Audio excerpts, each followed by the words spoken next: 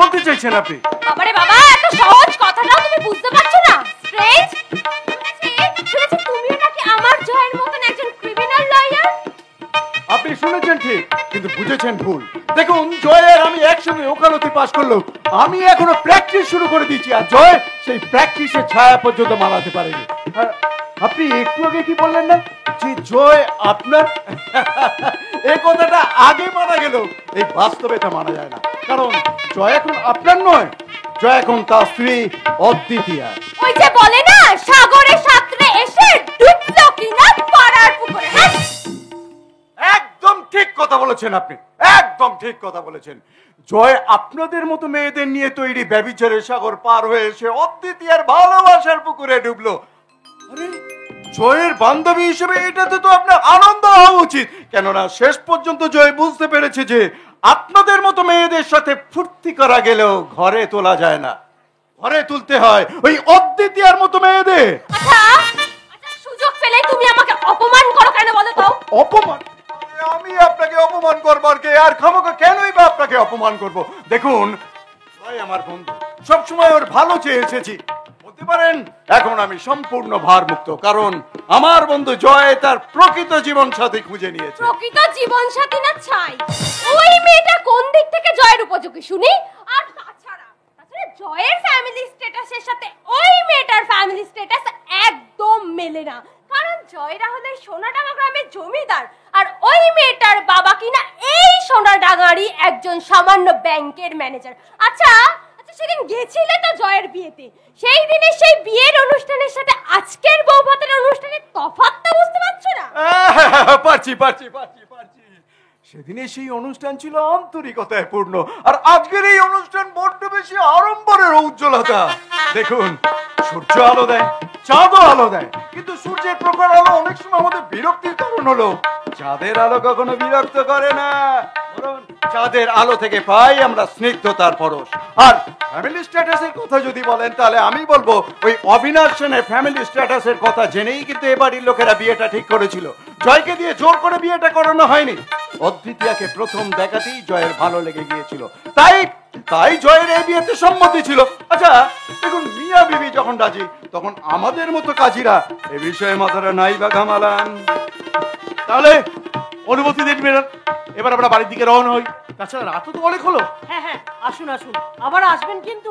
বলছি, যাবার আগে একবার মেয়ের সঙ্গে দেখা করে যাবেন না? দেখুন, ও হয়তো অন্য কাজে ব্যস্ত আছে, আপনি না হয় ওকে বলে দেবেন, আমি না হয় কালকে একবার ফোন করে ওর সঙ্গে কথা বলে নেবো। আরে বাবা, ফোনে কথা বলার কি আছে, আপনি চলে আসবেন, এটা তো আপনার মেয়েরও বাড়ি। এ কথা আপনি ঠিকই বলেছেন বিয়ার, এটা যেমন আমার মেয়ের বাড়ি, তেমনি আমার জামাইয়েরও বাড়ি। এবার যে বেশি এলে হয়তো আমার মেয়ে খুব আনন্দ পাবে, কিন্তু আমার জামাই জয় বাবাজিকে তো অন্য লোকের কাছে কথা শুনতে হতে পারে। না না না না না না, জয়কে এই ব্যাপারে কেউ কিছু বলবে বলে তো আমার মনে হয় না, কারণ সোনাডাঙ্গা সবাই জানে জমিদার বাড়িতে রোজ অনাথ আর আতুরদের খেতে দেওয়া হয়। কথাটা কি তুমি আমার উদ্দেশ্যে বললে না? দেখো মা, আমি একজন ছাপোষা মানুষ, এটা ঠিকই, এত বড় জমিদার বাড়িতে আমার মেয়ের বিয়ে হবে এটা আমি স্বপ্নেও ভাবিনি।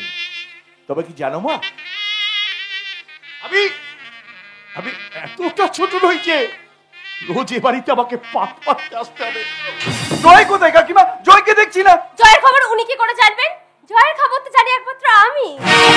ছেলের খবর মা জানবে না, জানবে পাড়া প্রতিবেশী। আপনি বোধহয় আমাকে ঠিক চিনতে পারছেন না কাকিমা, আমি জয়ের একজন বিশেষ বান্ধবী। মায়ের চেয়ে মাসির দরদ বেশি হলে লোকে তাকে ডাইনি বলে, আবার সেই মায়ের চেয়ে বান্ধবীর দরদ যখন বেশি হয় লোকে তখন তাকে বলে শাকচুন্নি। আমি চাই না কোনো শাকচুন্নি আমার ছেলেদের খবর রাখুক। তুমি একবার গিয়ে দেখো তো জয় কোথায় আছে। আরে ফুলসজ্জার অনেক লোকাচার বাকি আছে, যাও যাও তাড়াতাড়ি গিয়ে দেখো। যে কে কাকিমা? আচ্ছা অবিনাশ বাবু, হ্যাঁ বলুন। বিয়ের অনেক আগে থেকে আপনাদের সব ব্যাপারে এই ছেলেটিকে দেখছি, ও কি আপনাদের কোনো আত্মীয়? না মাসিমা, অদ্বিতীয়ার সাথে আমার রক্তের সম্পর্ক নাই ঠিকই, কিন্তু এখন আমরা ভাই বোন। এই রকম ভাইয়ের সংখ্যা অদ্বিতীয়ার কতগুলো আছে? কেন, এতে কি আপনার আপত্তি আছে? না না না না না না না না না, আপত্তি না, আসলে আমি আবার যাকে তাকে ভাই বানাতে পারি না। এ সমাজে ভাই বোনের সম্পর্ক বড় পবিত্র, বড় মিষ্টি, এসব নিয়ে তোমার মাথা না ঘামালেও চলবে, কারণ এই মিষ্টি সম্পর্কের বন্ধনে আবদ্ধ হওয়া তোমার পক্ষে মনে হয় সম্ভব হবে না। বলেছে এলিনা, একদম মা কিন্তু ঠিক কথাই বলেছে। এই সংসারে সবাই যদি ভাই বোনের সম্পর্কে আবদ্ধ হয়ে যায় তাহলে তো সংসার ধর্মটাই লাটে উঠে যাবে। দেখবে প্রত্যেকটা ঘর তখন একটা আশ্রম কিংবা মঠে পরিণত হয়েছে। প্রতিটা ঘর যদি একটা মঠ বা আশ্রমে পরিণত হয় সে তো খুব ভালো কথাবার্তা। দেশ থেকে যদি অন্যায় অনাচার চিরতরে বিদায় নেয় তাহলে আমাদের দেশ যে সোনার দেশে পরিণত হবে। সোনার দেশে পরিণত হবে কিনা বলতে পারবো না ভাই, তবে দেশের জনসংখ্যা যে কমে যাবে এ ব্যাপারে আমি নিশ্চিত। কারণ সবাই যদি হবে ভাই বোন, মন কোথায় খুঁজে পাবে আপন জন। একদম ঠিক। সরি বর্দা। আরে আরে আরে সরি কিসের জন্য? মনে পাপ না থাকলে বর্দাকেও তো ডার্লিং বলা যায় এলিনা। আরে ডার্লিং কথার মানে হলো প্রিয়তম, আর একজন বোনের কাছে দাদা বা ভাইয়ের থেকে আর প্রিয়জন কেই বা হতে পারে বলো? এই না না অদিতিয়া, ইলিনা আমার বোন নয়। মা তাহলে কি দাদা? না মানে আপনি তো এই সোনাডাঙ্গা গ্রামের বর্দা, তারও কি কোনো রকম ফের আছে নাকি? মানে ছেলেদের ক্ষেত্রে আপনি বর্দা অথচ মেয়েদের ক্ষেত্রে এই না না না না না এই কথাও তো আমি বলতে পারবো না। আমি শুনেছি আপনি নাকি ব্রহ্মচারী মানুষ, তাই না? অদিতি কি হচ্ছে কি? গুরুজনদের সম্মান দিয়ে কথা বলতে হয়, এটা সবসময় মনে রেখে দিবি।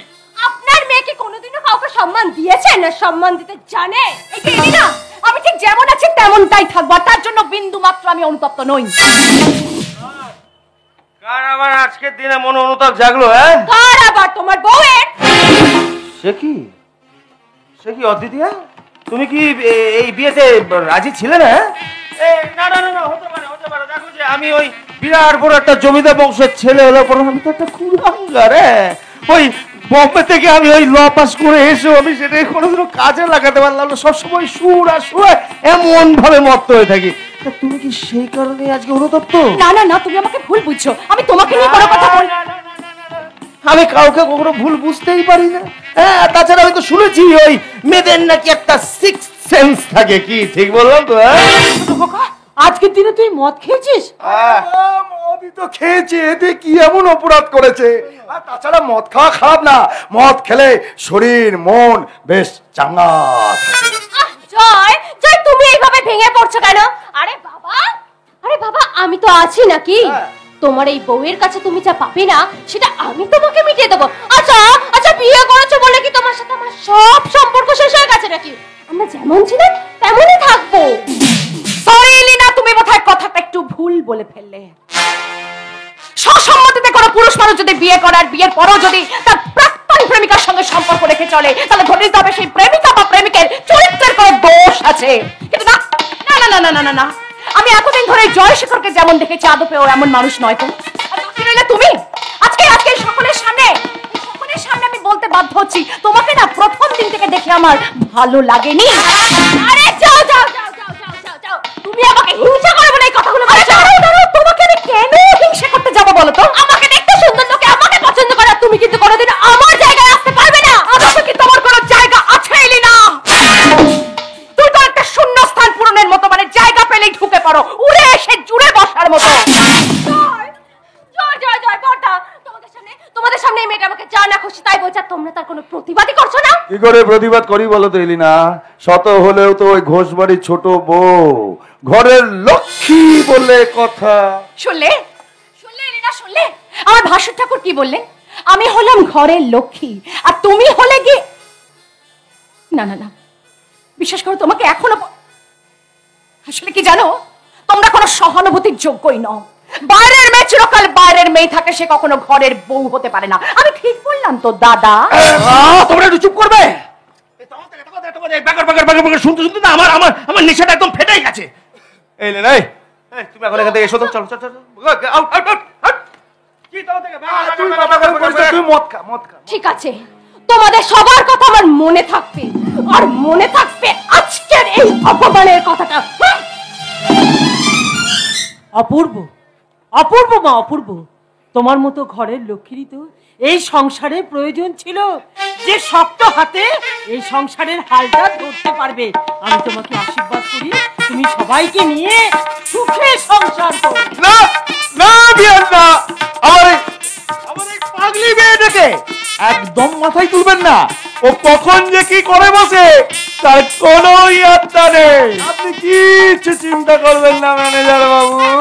ওই পাগলকে থুড়ি থুড়ি থুড়ি থুড়ি পাগলিকে কি করে বসে রাখতে হয় সেটা আমরা বেশ ভালোভাবেই জানি। আর এসব মধ্যে আমায় কেন টানছো? তাহলে বেয়ার আমাকে অনুমতি দিন, এবার আমি বাড়ির দিকে রওনা হই, রাতও অনেক হলো। হ্যাঁ হ্যাঁ, আসুন আসুন, আবার আসবেন কিন্তু। ওই যে বললাম না বেয়ার, মেয়ের শ্বশুর বাড়িতে মেয়ের বাবার বেশি আসা খুব একটা ভালো দেখায় না। কে বললো তোমায়? বিয়ের পর যদি মেয়ের এই সংসারটা নিজের সংসার হয় তাহলে তার মা বাবা কেন সেখানে আসতে পারে না? বিয়ের পর যদি ছেলের মা বাবা সেই সংসারে থাকতে পারে তাহলে মেয়ের বাবা মারও সেই বাড়িতে আসার সম্পূর্ণ অধিকার আছে। বাবা আমি আসবো, এই তোকে কথা দিয়ে গেলাম। তুই ভালোভাবে থাকিস মা, বাবা সুখে সংসার করিস। আমি ঠিক থাকবো, কিন্তু তুমি না মনে করে প্রেশারের ওষুধটা কিন্তু খেও বাবা, ঠিক আছে? এসো দাদা, দাদা বাবাকে একটু সাবধানে নিয়ে যাও দাদা। আসি রে বোন, আসি। আমিও ভেতরে যাই। অনেক ছোট খোকা, তুই আর এখানে দাঁড়িয়ে থাকিস না, বৌমাকে নিয়ে এখনই ভেতরে আয়। আরে বাবা, ফুল সজ্জার এখন অনেক লোকাচার বাকি আছে, দেরি করিস না, তাড়াতাড়ি আয়, তাড়াতাড়ি আয়। লোকাচার? এই কিসের লোকাচার? দাদা এই যখন থেকে বিয়ের আসরটা শুরু হচ্ছে আমি শুধু একটা কথা শুনে যাচ্ছি, লোকাচার লোকাচার লোকাচার। আরে দূর দূর দূর দূর দূর। দাদা এই তোমার কথায় বিয়েটা করে না আমি একদম ফেসে গেলাম দাদা, পুরো ফাঁস গেল, পুরা পুরা পুরা ফাঁস। অদ্বিতীয় বলছি আমি ঘরের ভিতরে যাচ্ছি, তুমি তোমার সমস্ত কাজ মিটিয়ে তাড়াতাড়ি চলে এসো। জয়, বলছিলাম ভাই আজকের পর থেকে নতুন জীবনে পা রাখতে চলেছিস, তাই আমার পক্ষ থেকে রইল অনেক অনেক শুভ কামনা। বলছি ভাই এবার থেকে কিন্তু মন দিয়ে ঘর সংসারটা কর, ঘর সংসার। ঘর সংসার?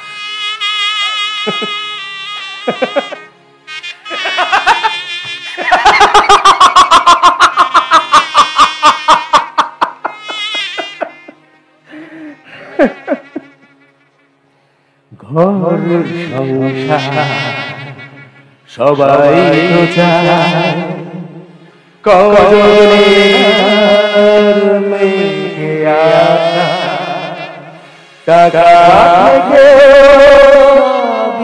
ফাঁকা টুকি না যদি পায় ভালোবাসা। ঘর সংসার সবাই তো চায়। আসি দাদা, শুভ রাত্রি।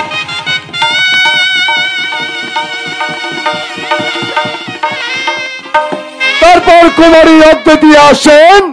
সরি সরি সরি সরি, তুমি তো এখন কুমারী নও, কুমারী নও, শ্রীমতী শ্রীমতী অদ্বিতীয়া ঘোষ। তাহলে তোমার মতন একটা ভালো মেয়েকে শেষ পর্যন্ত আমার মতন একটা মন্দ লোকের বাসায় এসে উঠতে হলো। সবে অবিরাম চলেছে ভবিতব্যের খেলা, মানে মানে নিয়তির খেলা যাকে বলে। আপনি আর আমি, আপনি আর আমি কি বলুন তো, অনেকটা হলো গিয়ে দৈত্য কুলে প্রহ্লাদের মতো, বুঝেছেন? প্রহ্লাদ যেরকম গোটা দৈত্য কুলকে ভালো করে তুলেছিল, ঠিক আমার মতো একটা ভালো মেয়ে আপনার মতো একটা মন্দ লোককে ঠিক ভালো করে তুলবে। পারবে কি? না না না, আমার মনে হয় না পারবে বলে। আসলে কি জানো, আসলে কি জানো, জনগণের চোখে আমি হচ্ছি নিপাট ভদ্রলোক, যাকে বলে কি সন্ন্যাসী। অনেকটা ইতিহাসে আওরঙ্গজেবের মতন। আওরঙ্গজেব যেমন সাম্রাজ্য দখলের জন্য একটার পর একটা অপরাধ করে চলতো, আর যখনই তার দিকে সন্দেহ আমল হতো তখনই তিনি বলতেন আমি যা কিছু করেছি ধর্মের জন্য করেছি। একমাত্র জাহানারাই চিনতেন তার ভাইকে, সেই জন্য সবসময় বলতেন চমৎকার আওরঙ্গজেব, চমৎকার। কিন্তু আমি যে জাহানারা নই, আমি হলাম এই যুগের অদ্বিতীয়া, তাই মুখ বুঝে কোনো আমি সহ্য করবো না, অন্যায় প্রতিবাদ আমি করবোই। আমি রুদ্রশেখর ঘোষ, মানুষ আমাকে বিশ্বাস করে, এটা মানুষের দোষ। সেদিন তো আমি অপরাধ করেছিলাম, হ্যাঁ, অন্যায় ভাবে ফাংশনের দিন তোমার গায়ে আমি হাত বুলিয়েছিলাম, আর সেই জন্যই তো তুমি ঠাস করে আমায় চড় মেরেছিলে। যেই বুঝলাম যে জনগণের কাছে আমার নামে একটা অপপ্রচার হচ্ছে, অমনি আমার চলার পথটা একটু পাল্টে তোমাকে এবারে বউ করে নিয়ে চলে এলাম। বাস অমনি জনগণ পাল্টি খেয়ে আমার নামে গুণগান করতে শুরু করে দিল। বাহ বাহ বাহ বাহ, চমৎকার। তাহলে তো আপনার আমাকে ধন্যবাদ জানানো উচিত। কেননা আমি যদি এই বিয়েতে রাজি না হতাম তাহলে এই ভালো মানুষের ইমেজটা একেবারে দফা রফা হয়ে যেত। ঠিক বলেছো, এই প্রশ্নটা আমার মাথার মধ্যে এসছে কিন্তু উত্তর খুঁজে পাচ্ছি না। আসলে আমি নয় তোমাকে এ বাড়িতে নিয়ে এসেছি আমার সেই চরের হিসেবটা মেটাবো বলে, কিন্তু তুমি কেন রাজি হলে বলো তো? একটা নোংরা মানুষকে চপকে সিধে করবো বলে। কি বলো? তুমি আমাকে চপ করো? সকলের সামনে যদি আপনার গালে ঠাস করে চড় মারতে পারি তাহলে বাড়ির এই কজন সদস্যের সামনে আপনাকে চাবুক দিয়ে আমি পেটাতে পারবো না। ভুলে যাও না আমি রুদ্র সাগর ঘোষ। আপনাকে আমি সঠিক চিনেছি, এটা আপনার কপালের দোষ। যাকে ফালতু কথা বলে সময় নষ্ট করার সময় আমার হাতে নেই, বুঝেছেন? শুনলেন না আমার স্বামী কি বললেন? উনি নাকি আমার জন্য অপেক্ষায় রয়েছেন। আর আমার শাশুড়ি মা তো বলেই গেলেন যে ফুলসজ্জার এখনো অনেক লোকাচার বাকি। আরে বাবা, আপনার সঙ্গে আমার লড়াইটা তো সবে আজ থেকে শুরু হলো। প্রথম রাতে আপনি সবটা শেষ করে দেবেন। লোকাচার করলেই কি তোমার ফুলসজ্জাটা হবে? তোমার ফুলসজ্জার বিছানায় যে আজ কাঁটা বিছানো থাকবে। চিন্তা করছেন কেন? সেই কাঁটা ঝেড়ে মুছে সাফ করে দিয়ে আমি আবার গোলাপ বিছিয়ে দেব। বাসিক ঠাকুর, আরে আপনি বয়সে বড়, ভাসুর মানুষ। তাই ভাসুর হয়ে ভাই আর ভাইয়ের বউয়ের ফুলসজ্জা নিয়ে যদি এত মাথা ঘামান তাহলে লোকে কি বলবে? বলবে বেড়াল তপস্বী। মাছ খাবো না, কিন্তু মাছের প্রতি টান আমার ষোলোয়ানা। চলে ভাসুর ঠাকুর, আপনার সঙ্গে আমার ভালো মন্দের লড়াইটা কাল থেকেই না হয় শুরু হবে। আপনার মতো একটা মন্দ লোকের মন্দ বাসাকে এই মেয়েটা ভালোবাসায় পরিণত করতে পারে কিনা?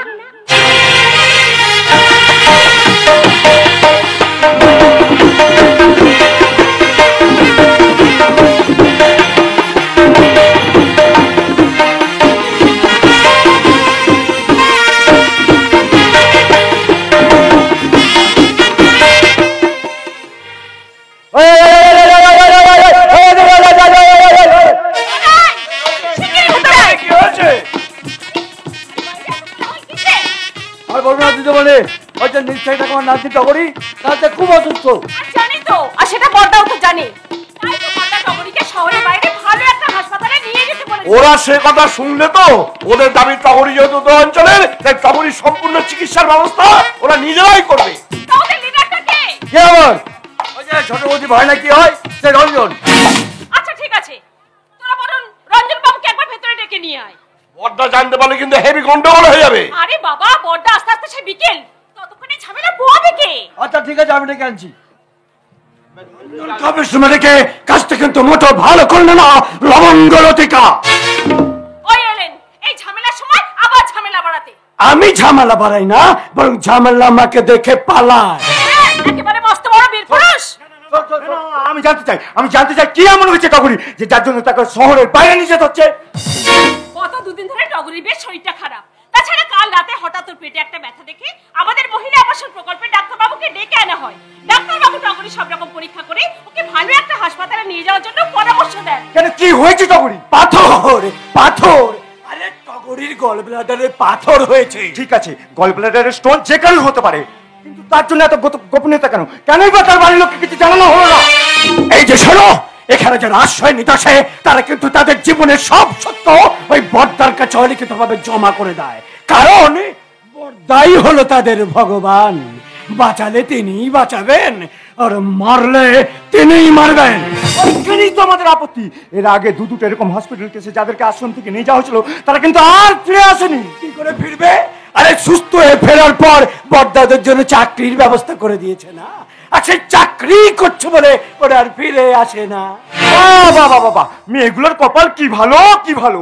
অসুস্থ হলো আর বোনাস হিসেবে পেল চাকরির সন্ধান। তবে টগরিকে কিন্তু আমরা একা ছাড়ছি না। ওরা যেমন বাইরে আছে থাকুক, আমি কিন্তু ভেতরে থাকবো। যা শালা, এ তো উল্টো বুঝলি রং হয়ে গেল।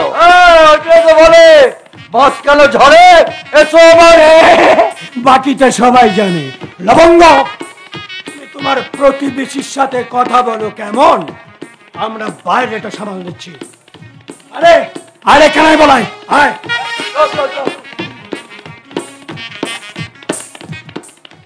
টগরের কিন্তু সত্যি বিপদ। বর্দার অনুগত এক ডাক্তারকে দিয়ে কাল টগরকে এমন একটা ইঞ্জেকশন দেওয়া হয়েছে যার জন্য টগরের পেটে একটা ব্যথা দেখা দিয়েছে। আর এই ব্যথা থাকবে কম করে 36 ঘন্টা। মানে আজকে রাত পর্যন্ত? হ্যাঁ, এতক্ষণ হয়তো এখানকার ঘটনাটা বর্দার কানে পৌঁছে গেছে। খুব তাড়াতাড়ি বর্দা এখানে ফিরে আসবে, তখন কিন্তু আমাদের আর কিচ্ছু করার থাকবে না। প্রয়োজন হলে বর্দা পুলিশের সাথে হাত মিলিয়ে পুলিশকে দিয়ে টগরকে হাসপাতালে পাঠানোর ব্যবস্থা করবেই। আর পুলিশ যদি দায়িত্ব নেয় সেক্ষেত্রে জনগণের হাত পা বাঁধা। তাহলে এখন উপায়? এই বিপদে আমাদের একজনই পথ দেখাতে পারে, আর সেটা হলো অদ্বিতীয়া। তুমি এখনই অদ্বিতীয়াকে একবার ফোন করো। ও যদি এখানে আসে তাহলে খুব ভালো হয়। না না, সবে মাত্র বোনের বিয়ে হচ্ছে, তাকে এখানে আসতে বলে ওকে আমি কোনো রকম বিপদের মধ্যে জড়াতে চাইছি না। ভুলে যেও না, অদ্বিতীয়া আমাদের চেয়ে অনেক বেশি বুদ্ধি ধরে। তাই সময় নষ্ট না করে তুমি ফোনটা করেই রাখো না। ঠিক আছে, দেখছি। রিং হচ্ছে? হ্যাঁ, রিং হচ্ছে। হ্যাঁ রঞ্জন দা বলো। দেখ, এই নারী আবাসন প্রকল্পের টগরী নামে একটা মেয়ের খুব বিপদ। কেন, কি হয়েছে? টগরীর পেটের ব্যথা নাম করে ওকে আজ রাতের মধ্যে শহরে নিয়ে যাচ্ছে। আর তুই তো জানিস অন্য কোনো হসপিটালে নিয়ে গিয়ে রুদ্রশেখর তার কি অবস্থা করবে। কিন্তু আমি এখন কি করবো বলো তো? আমি তো আসতে পারবো না। আমার মনে হচ্ছে সবটা রুদ্রশেখর প্ল্যান মাফিক করেছে। জানো তুমি, ওই রুদ্রশেখর আমাকে আমার পিসি শাশুড়ি আর শাশুড়ি মায়ের সঙ্গে অনেকটা দূরে পাঠিয়ে দিয়েছে। আমার তো ফিরতে ফিরতে রাত হয়ে যাবে গো। তাহলে কি হবে? কি আবার হবে? বলেছি না, যদি তোর ডাক শুনে কেউ না আসে তবে একলা চলো রে। তুমি রয়েছো, লতিকাদি রয়েছে, দেখবে দেখবে তোমাদের জিত হবেই হবে। কি বললো? বললো আমাদের সাহস করে এগিয়ে যেতে, তাহলে আমরা এই খেলায় জিতবই জিতবো। জিতবো? কোন খেলায় জেতার কথা হচ্ছে রঞ্জন? অন্যায়ের বিরুদ্ধে সত্যের খেলার কথা বলা হচ্ছে, আর এই খেলায় সত্য জিতবেই জিতবে। সত্য সব সময় জেতে। কিন্তু আমি কিছুতেই বুঝে উঠতে পারছি না, বর্দা আমাকে ফোন করে এখানে আসতে বললো। এখানে নাকি গোলমাল হচ্ছে। হ্যাঁ, আগে গোলমাল হচ্ছিল, এখন বোধহয় সবাই সরে গেছে। ব্যাপারটা আমাকে একটু স্পষ্ট করে বলবে। কথাটা যে মারখানা যায়নি তা নয়। আচ্ছা আচ্ছা, এই ঘটনাটা কে জানে? অদ্বিতীয়া। জয়? না না, জয় এসব ব্যাপার থেকে নিজেকে সবসময় সরিয়ে রাখে। তাছাড়া মানুষের সুখ দুঃখের উপর জয়বাবুর কোনো তাপত্তাপে নেই। মনে হয় যেন অনেকটা অনুভূতিহীন পাথর। কিন্তু এই লড়াইতে জিততে গেলে জয়কে যে আমাদের পাশে চাই। ওই অনুভূতিহীন পাথরে অন্তরে জীবনের স্পন্দন। অবশ্য সেই স্পন্দন আমার বিশ্বাস ওই অদ্বিতীয় আনতে পারবে। জয় আর অদ্বিতীয় আমাদের পাশে থাকলে জিত আমাদের হবেই হবে। এই সূর্যশেখর নারী উন্নয়ন আবাসন প্রকল্প আমাদের কাছে মারে, তাই এই মাকে যারা অপমান করবে তাদেরকে আমরা ছেড়ে দেব না।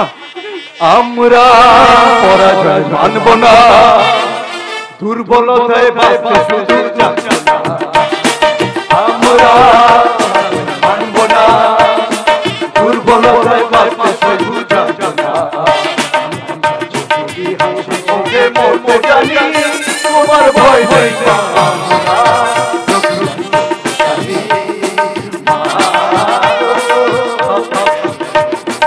আমরা তোমার শান্তি প্রিয়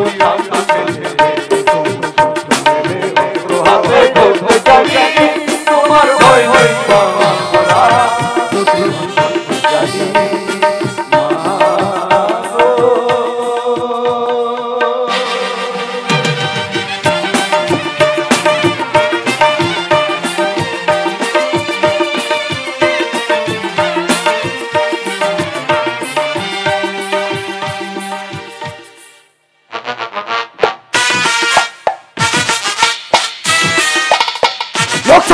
লোকসান তোদের জন্য, আজ তোদের জন্য আমাকে জীবনে প্রথমবার এত বড় একটা লোকসানের সম্মুখীন হতে হলো।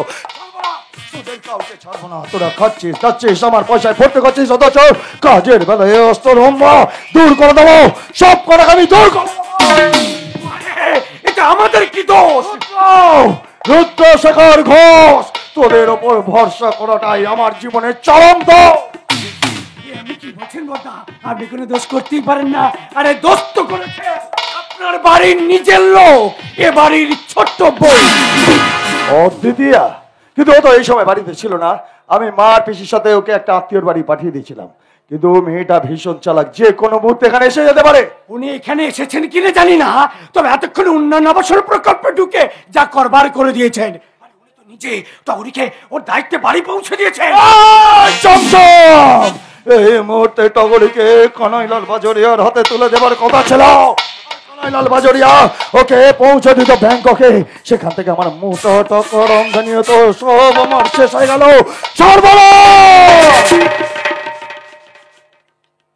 কাউকে ছাড়বো না, আমি রুদ্র, রুদ্র শেখর ঘোষ। যেটা বলি সেটা করে ছাড়ে, এটাই আমার জীবনের একমাত্র দল। বাপের দিলে যেমন সন্তানকে মেটাতে হয়, তেমনি দ্বিতীয় জন্য আমার যত টাকার ক্ষতি হয়েছে তা কড়াই গন্ডায় মেটাতে হবে অবিনাশ বাবুকে। আমি ঠিক বলেছি কথা, যেমন কুকুর তার তেমনই মুগুর হওয়া উচিত। শোন না ভাই, তোর সাথে আমার একটা কথা ছিল ভাই। আচ্ছা বলছিলাম ভাই, আমরা তো জমিদার, বল আমাদের তো শরীরে জমিদারি রক্ত বইছে, তাই তাই আমরা কখন বাড়ি ফিরবো কি আদৌ ফিরবো না, সেটা তো আমাদের নিজেদের উপর নির্ভর করছে, কারণ আমরা তো হচ্ছি আমাদের মর্জির মালিক। সেটা ঠিকই, কিন্তু এইসব কথা আমাকে কেন তুমি বলছো সেটা তো আমি বুঝে উঠতে পারছি না। মানে বড়দা বলতে চাইছি, আমি কি বলতে চাইছি না চাইছি সেটা আমি নিজের মুখেই বলতে পারবো। চমচম,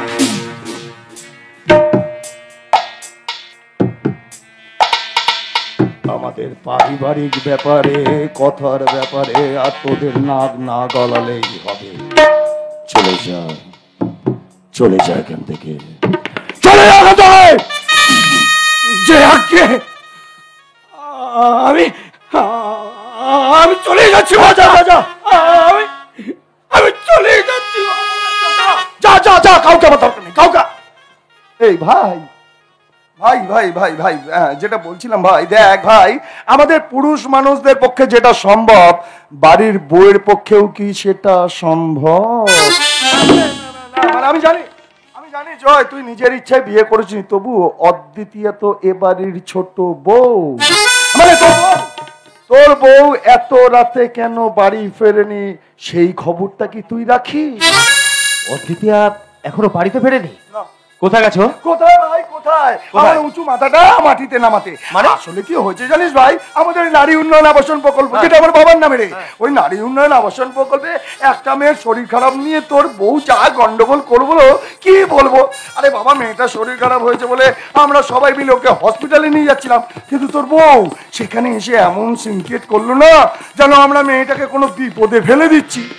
ভাই ভাই, আমি কোনো মেয়েকে বিপদে ফেলবো এ কথা তুই বিশ্বাস করিস?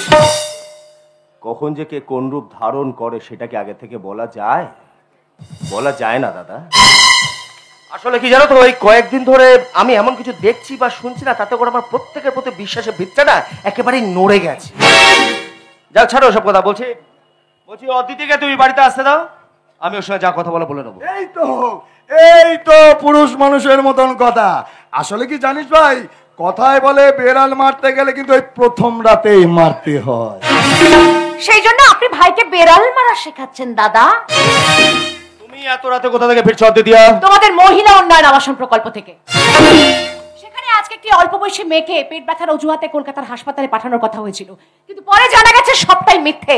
আসলে নাকি মেয়েটাকে বেচে দেবার প্ল্যান হয়েছিল।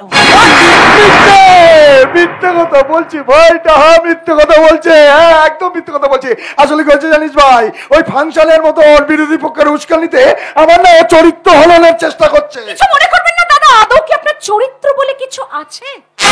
অদিতিয়া, দেখ ভাই দেখ, তোর বউ, আমার ছোট ভাইয়ের বউ তোর সামনে আমাকে কিভাবে অপমান করলো। ভাই জিজ্ঞেস করতো তোর বউকে এত রাতে কার সাথে ফষ্টি নষ্টি করে এলো। আপনি এখন নিজের দোষ থাকতে আমাকে দুশ্চরিত্র বানাচ্ছেন, তাই না? আমি যদি মনে করি না, তাহলে আপনার এই কুকর্মের লিস্ট একটা লম্বা ধরিয়ে দিতে পারি আপনার ভাইয়ের হাতে। অদিতিয়া, তুমি কিন্তু ভুলে যাও না উনি আমার দাদা। আমার বলা উচিত না যে আমি ওনার ভাইয়ের বউ, তাই আমাকে মর্যাদা দেওয়া ওনার কর্তব্য। আর তুমি দিনের পর দিন সবটা জেনে বুঝে চোখ বন্ধ করে বসে আছো, কিন্তু আমি পারবো না। আমি অন্যায় প্রতিবাদ করবোই। তার মানে তুমি আমার কোনো কথা শুনবে তাই তো? শুনবে না তাই? উনি অন্যায় করেছেন, আমি বলবো। শুনবে না তাই তো?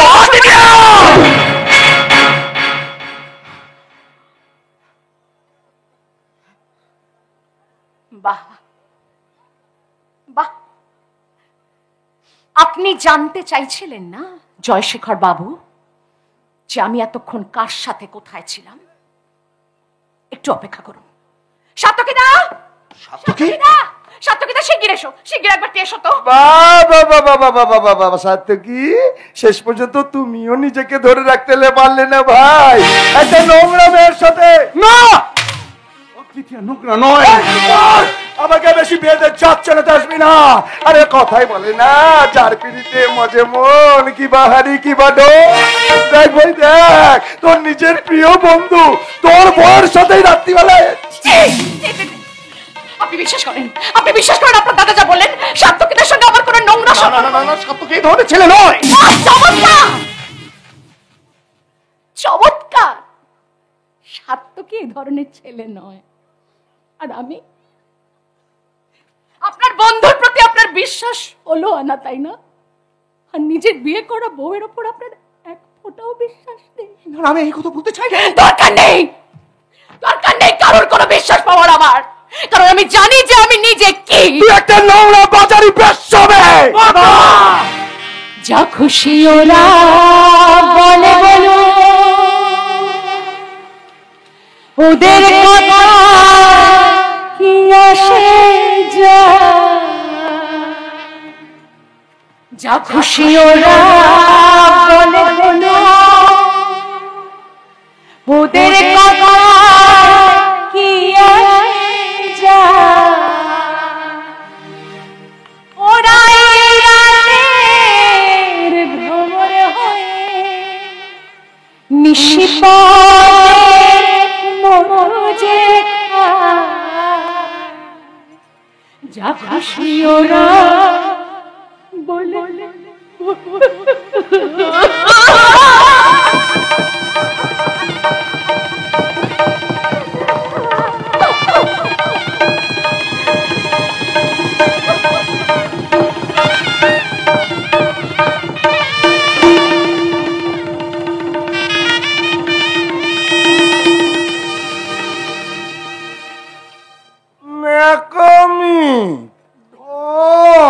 ঢং দেখলে বাঁচি না বাবা, আসলে নিজেকে নিরপরাধ প্রমাণ করার একটা মরিয়া প্রচেষ্টা।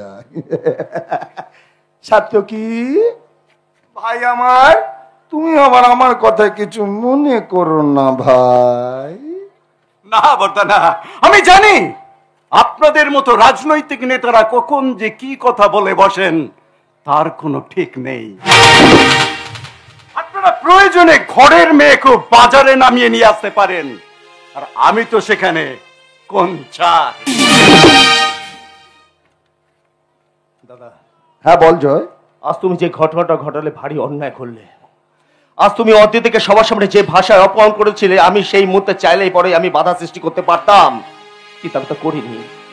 আমি করিনি কারণ আমি ছোটবেলা থেকে তোমাকে বাবার আসলে বসিয়ে না আমি একটু ভক্তি শ্রদ্ধা করে বড় হয়ে এসেছি। কিন্তু আজকে সেই ভক্তি শ্রদ্ধাটা একটু হলেও নড়ে গেল, কারণ অদ্বিতীয়া হলো কি আমার বিয়ে করা স্ত্রী। তাই আজকে যে ঘটনাটা তুমি ঘটালে এর যেন কোনোদিনও পুনরাবৃত্তি না ঘটে। নাহলে এতদিন তোমরা যে জয়শেখরকে দেখে এসেছো, এবার কিন্তু তোমরা অন্য জয়শেখরকে দেখবে, যা আমি কখনোই চাই না। জয় ভাই আমার, শোন শোন ভাই, শোন শোন বলছিলাম ভাই, তুই কি এটা আমাকে সতর্ক করে দিয়ে গেলি না সাবধান করে দিয়ে গেলি? ভাই রে, শেষ পর্যন্ত তুইও বইয়ের গোলাম হয়ে গেলি। ভালোবাসা মানে তার গোলামি করা নয়। সর্বনাশ, তোর সর্বনাশের পথটা যে ধীরে ধীরে তোর দিকে এগিয়ে আসছে সেটা কিন্তু আমি স্পষ্ট দেখতে পাচ্ছি, কারণ আমি রুদ্রশেখর ঘোষ মানুষের সর্বনাশ দেখে মনে পাই সন্তোষ।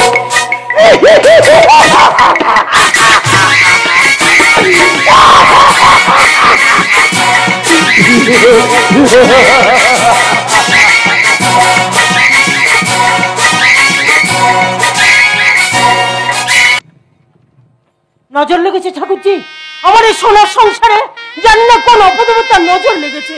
সত্যি বৌদি, বিয়ের পর 20 বছর এই সংসারে রয়েছি। বিয়ের পর আমার স্বামী আমাকে বললেন চাকরি নিয়ে বাইরে যাচ্ছেন, 3 দিন পর ফিরবেন। সেই 3 দিন আর আমার জীবনে ফিরে এলো না। জানি না জানি না তিনি কোথায় গেছেন, কেমন আছেন। তাই তো আজও তার মঙ্গল কামনায় স্মৃতিতে সিঁদুর দিই আর আশায় থাকি তিনি কবে ফিরবেন। বৌদি, বৌদি, শ্বশুর বাড়িটা কি সেটাই তো বুঝতে পারলাম না। তাই তো এই বাড়িটাই আমার কাছে সব কিছু, কিন্তু এই বাড়িটাও যেন কেমন হয়ে গেল। ঠিক বলেছে ঠাকুরজি, দেখতে দেখতে আমার এই সোনার সংসারটা কেমন করে যেন শেষ হয়ে গেল। যে জমিদার বাড়ির দিকে লোকে চোখ তুলে তাকাতে পারতো না, সেই জমিদার বাড়ির এক সন্তান আজ আলোচনার বিষয় হয়ে উঠেছে। যে বড় খোকাকে আমরা এক অন্য ধরনের মানুষ বলে জানতাম, আজ তারই নাম এক নোংরা ব্যবসার সাথে জড়িয়ে পড়েছে। যে ব্যবসার কথা মুখে আনা যায় না, নারী পাচার। ব্যবসার কথা ভাবলে আমার ঘেন্নায় গাটা গুলে উঠছে। হ্যাঁ বৌদি, আজকাল নাকি গরু ছাগলের মতো নারীও বিক্রি হয়। অবশ্য কিছুটা হয় স্বভাবে আর কিছুটা হয় অভাবে। ওই যে ইরিনা বলে মেয়েটা আমাদের বাড়ি আসতো, ওরা হলো নারী জাতির কলঙ্ক। সবাই কিন্তু কলঙ্কের কালি মাখতে ভালোবাসে না পিসিমা। এই সমাজে অনেককে বাধ্য করে কলঙ্কের কালি মাখতে। কি ব্যাপার তুমি এখানে? আমি জানি কাকিমা, আমাকে আপনারা পছন্দ করেন না। আর সেদিন আপনাদের বৌমা অদ্বিতীয়া তো আপনাদের সবার সামনে এই বাড়িতে আসতে আমাকে নিষেধ করে দিয়ে গেছে। তা জানোই যদি, তাহলে আবার এ বাড়িতে ফিরে এলে কেন? সত্য মিথ্যাটা যাচাই করবার জন্য। গায়ের প্রতিটা মানুষের মুখে না কেন একটাই কথা, জানেন, মহিলা উন্নয়ন আবাসন প্রকল্পে ঘটে যাওয়া ঘটনাটা। ওই আবাসন থেকে নাকি এর আগেও বেশ কিছু মেয়ে নিখোঁজ হয়ে গেছে। তাই আমি পর্দার জয়ের কাছে এসেছিলাম ঘটনাটা সত্য মিথ্যাটা জানবার জন্য। জয় বাড়িতে আছে ঠিকই, কিন্তু কারোর সঙ্গে কোনো কথা বলছে না। হয়তো মনে মনে কোনো মানসিক দ্বন্দ্বে ভুগছে। আর বড় খোকা, সে তো সকালবেলা থেকে বাড়িতে নেই। কোথায় গেছে আমরা কেউ জানি না।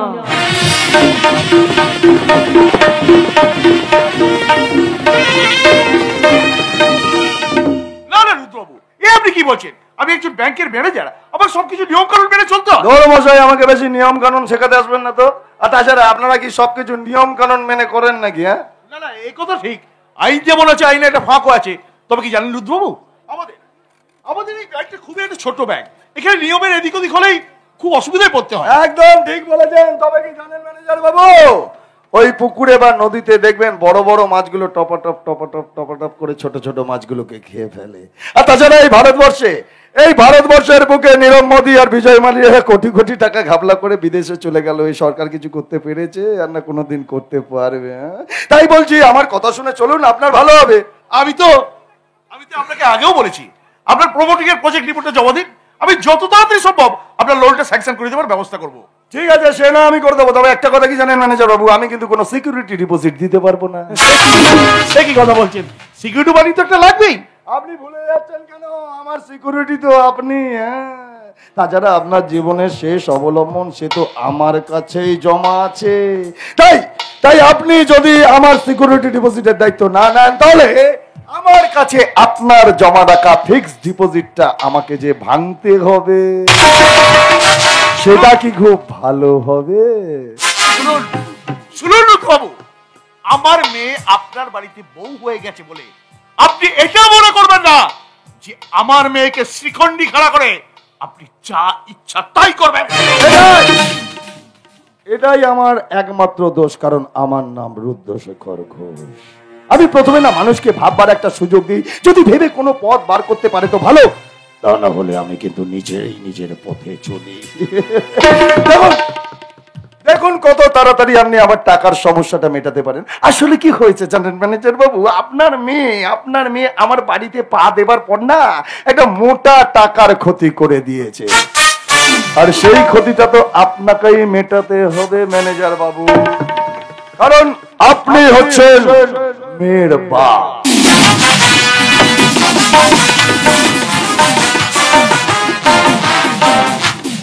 রীতিমতো আপনাকে হুমকি দিয়ে গেল মেসমশাই। আসলে সেদিন আশ্রম থেকে টগরিকে পাচার করতে পারেনি তো, সেজন্য ওনার লোকসান হয়েছে। আর সেই লোকসানের অঙ্কটা আপনার কাছ থেকে তুলতে চাইছে। কিন্তু ব্যাপারটা জানানো দরকার। না, এই মুহূর্তে অদ্বিতীয়কে কোনো কিছু জানানোর দরকার নেই। আগে ভাই ব্যাপারটা ভালো করে বুঝে নিতে দে। তবে আমার এটুকু মনে হলো, তোর মতো আমারও মনে হলো ওই রুদ্রশেখরের গলায় একটা প্রচ্ছন্ন হুমকির আভাস।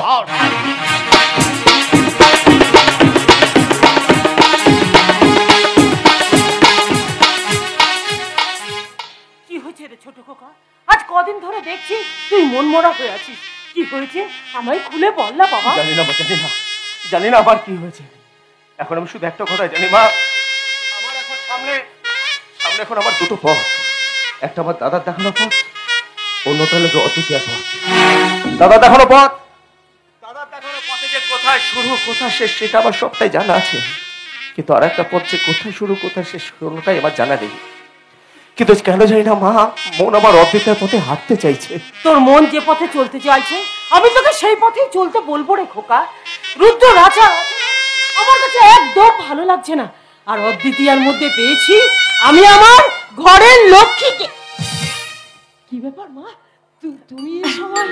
মা, আজকের তিথি খুব ভালো ছিল, পঞ্জিকাতে দেখেছিলাম, তাই দেখে ঠাকুর মশাইকে দিয়ে একটু পুজো করালাম।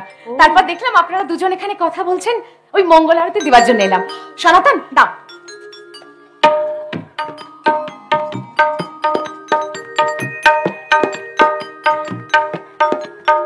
আসুন।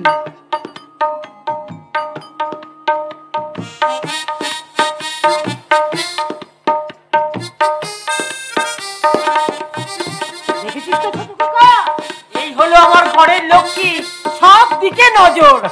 মা, তোমাদের এই লক্ষ্মী সরস্বতী আমি মানি না মা। তবে আমি শুনেছি তোমাদের এই লক্ষ্মী নাকি ভীষণ চঞ্চলা, এক জায়গায় কখনো স্থির হয়ে থাকে না। দেখো আবার কখন এখান থেকে পালায়। যারা পালায় তাদের মধ্যে কিন্তু আমি পড়ি না, সেই জন্যই হয়তো আমি সবার থেকে আলাদা। হ্যাঁ, সবার থেকে আলাদা। আর সবার থেকে আলাদা বলে তো আমি তোমাকে চিনে উঠতে পারছি না। জানো, আমার দেখা চেনাশোনা সমস্ত মেয়েরা এক একটা স্বার্থ পরে নিজেদের আখেরটুকু গুছিয়ে নেওয়ার জন্য সবকিছু করতে পারে, আর আমি শুধু প্রতীক্ষা করতে পারি। আমি জানি যেটা আমার সেটা আমি ঠিক পাবোই। হ্যাঁ, এটা ঠিক, পেতে আমার হাতে একটু দেরি হচ্ছে, কিন্তু পাবো আমি বটেই। আমি ঠিক ওই একই মতে বিশ্বাসী। আমার হয়তো ষষ্ঠ ইন্দ্রিয় নেই তোমার মতো, কিন্তু আমার চোখ আছে, আর সে চোখ দিয়ে আমি সবকিছু দেখতে পাই, সবকিছু। মারে, আমার এই ছোট খোকা সবসময় কেমন যেন নিজেকে সরিয়ে রাখতে গুটিয়ে রাখতে ভালোবাসে রে মা। যদি কেউ কোনোদিন ওর ওই খোলসটা ছেড়ে আসল মানুষটাকে টেনে বার করে আনতে পারে,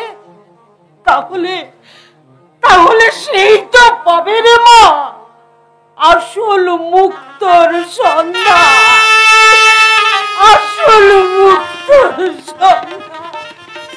হ্যাঁ মা, ঠিক বলেছেন মা,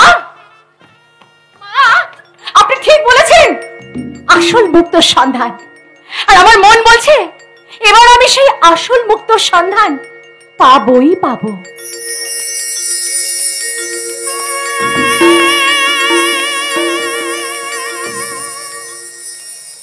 चांद छुपा बादल में शर्मा के मेरी जान।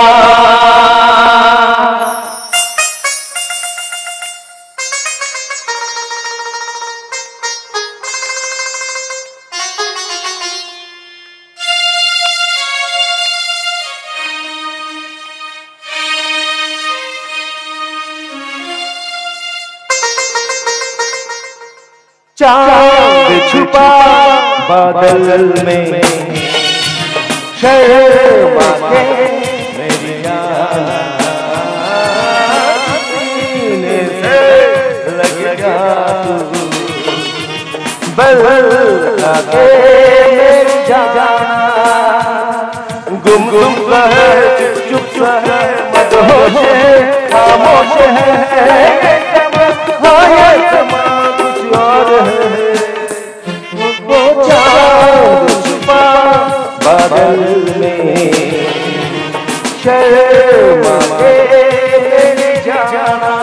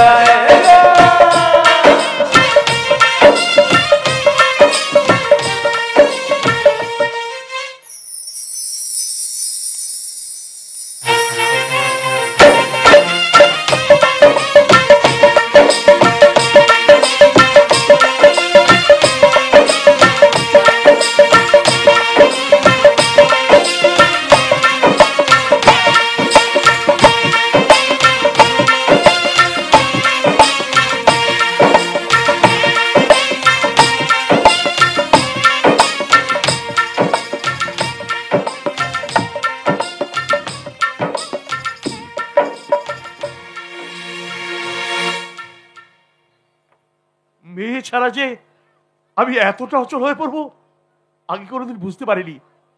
আসলে আগে তো আমায় কিছুই করতে হচ্ছে না, সবকিছুই হাতের কাছে পেয়ে যেতাম। আর এখন এখন যেন কিছুই খুঁজে পাই না। কতদিন তো টাওয়েল ছাড়াই বাথরুমে চলে গেছি। আবার কোনো দিন অফিস থেকে ফিরে না খেয়েই ঘুমিয়ে পড়েছি। আসলে আসলে সবকিছুই তো আমার অদিতি আমার দেখাশোনা করতো। ও বিয়ে হয়ে শ্বশুর বাড়ি চলে যাওয়ার পর আমি যেন কেন একা হয়ে পড়েছি। আমরাও এসে গেছি কানাই বলাই। তো বুঝতেই পারছি, কিন্তু তোমাদের এখানে কি দরকার? আমাদের দরকার নেই, দরকারটা বরদার। তোমাদের বর্দারি আমার কি দরকার আছে? আচ্ছা ভুলো মন্ত মশাই, আপনার দুদিন আগে আপনাকে সবকিছু বলে দিয়ে গেলাম। এত ভুলো মন নিয়ে ব্যাংকে কাজ করেন কি করে?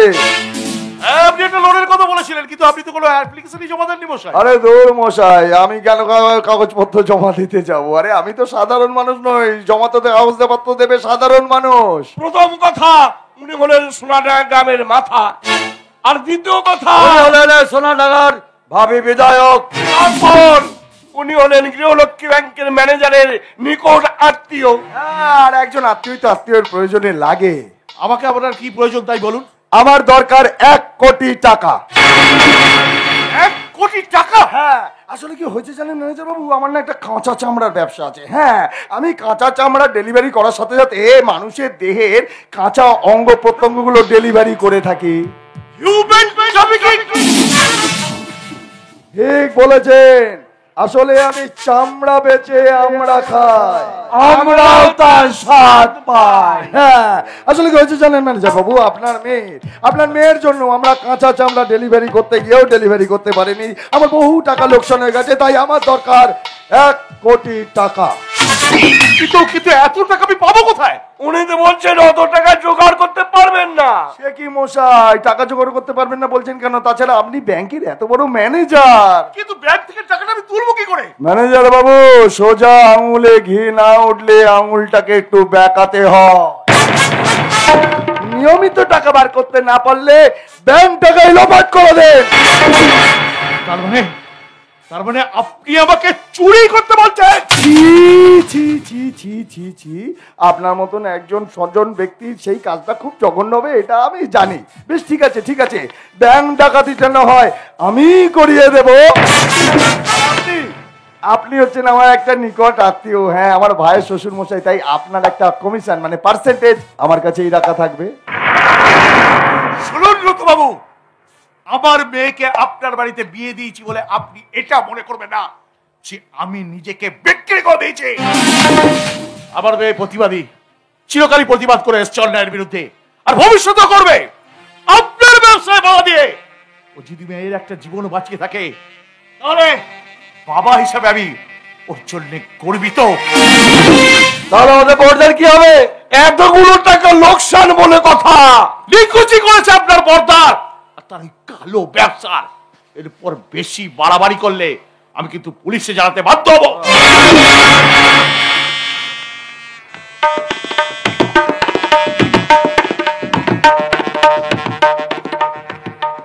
বলছি এটা আপনার শেষ কথা? না ম্যানেজার বাবু, আমি বলছিলাম এটাই কি আপনার শেষ কথা? বললাম তো হ্যাঁ। একটু ভালো করে ভেবে দেখে বলুন অবিনাশ বাবু, এটাই আপনার শেষ কথা তো? বললাম তো মশাই, হ্যাঁ হ্যাঁ। আসলে কি হচ্ছে জানেন ম্যানেজার বাবু, আমি ভেবেছিলাম যে আজকে আপনার বাড়িতে এসে আপনার সাথে আমি একটা নতুন চুক্তি করব। চুক্তিপত্রে সই হয়ে যাওয়ার পর এই ফুলের তোড়াটা আপনার হাতে তুলে দেব, কিন্তু তা তো হলো না। উল্টে আপনি আমাকে ভয় দেখালেন, এখান থেকে বেরিয়ে যান, না বেরিয়ে গেলে পুলিশে খবর দিয়ে দেবো। বেশ, আমি চলেই যাচ্ছি। তবে যাওয়ার আগে এক গোছা রজনীগন্ধা হাতে দিয়ে বললাম চললাম চললাম চললাম চলে চলে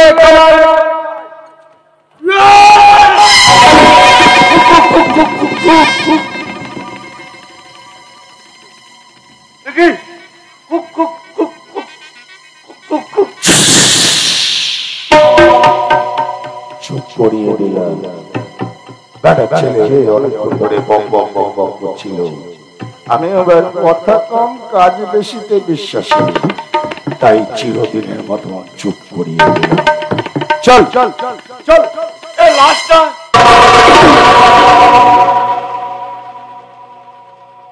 এ বাড়ি তো আমার নয়, লাশও আমার নয়। বাড়ি যা, লাশও যা।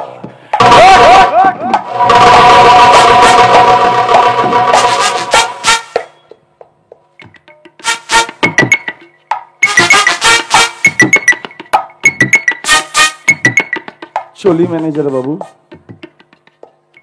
বলো হরি হরি বল, বলো হরি হরি বল, বলো হরি বল।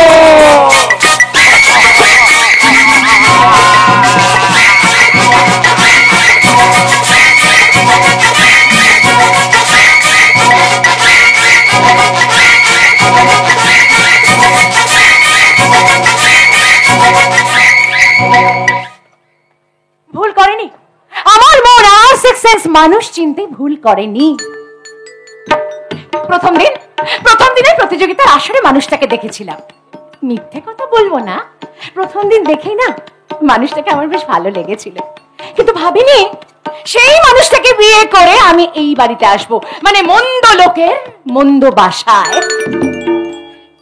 তবে এখানে আসার পর ভেবেছিলাম শুধু আমার শাশুড়ি মাকে আমার পাশে পাবো, কিন্তু আজকে সকালে সাত্তকিত আমাকে ফোন করে যে জানালো, তবে অবাক হয়ে গেলাম।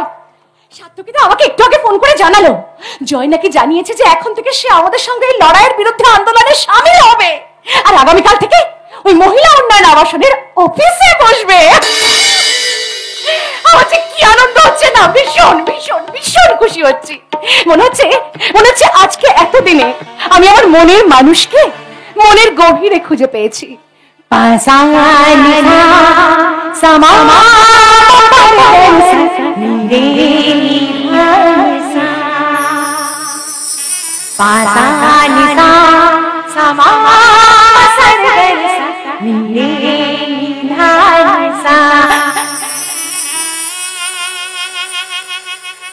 হোলির কথা শুনে বকুল হাসে, কই তাহার মতো তুমি আমার কথা শুনে হাসো না তো।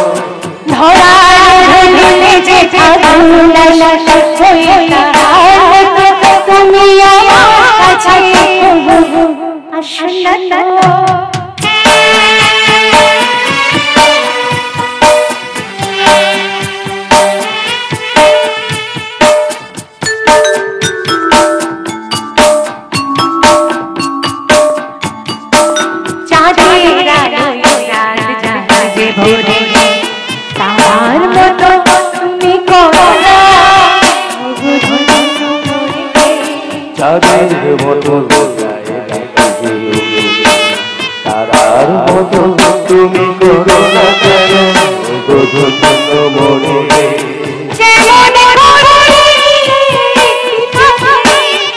বাঁশির কাছে কারণে গোদাটাই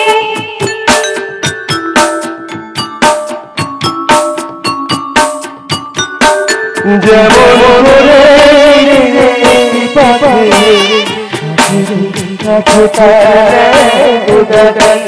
যেমন করে ভালোবাসা হইয়া তুমি আমায়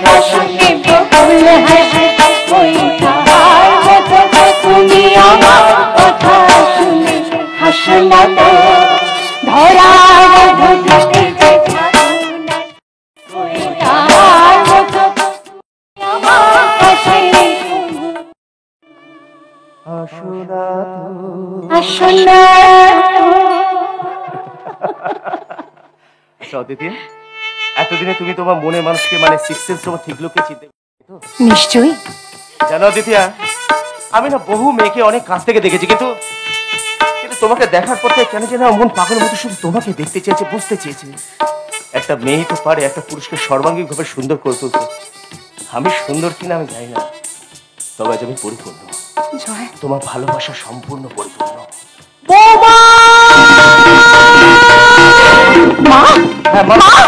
বারবার একটু মনে হলো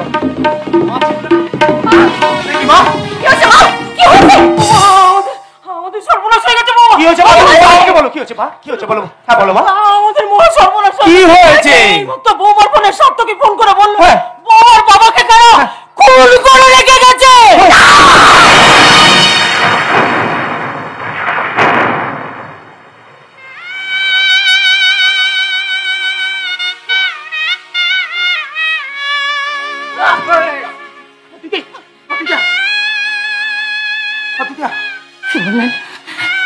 কি বললেন মা আপনি?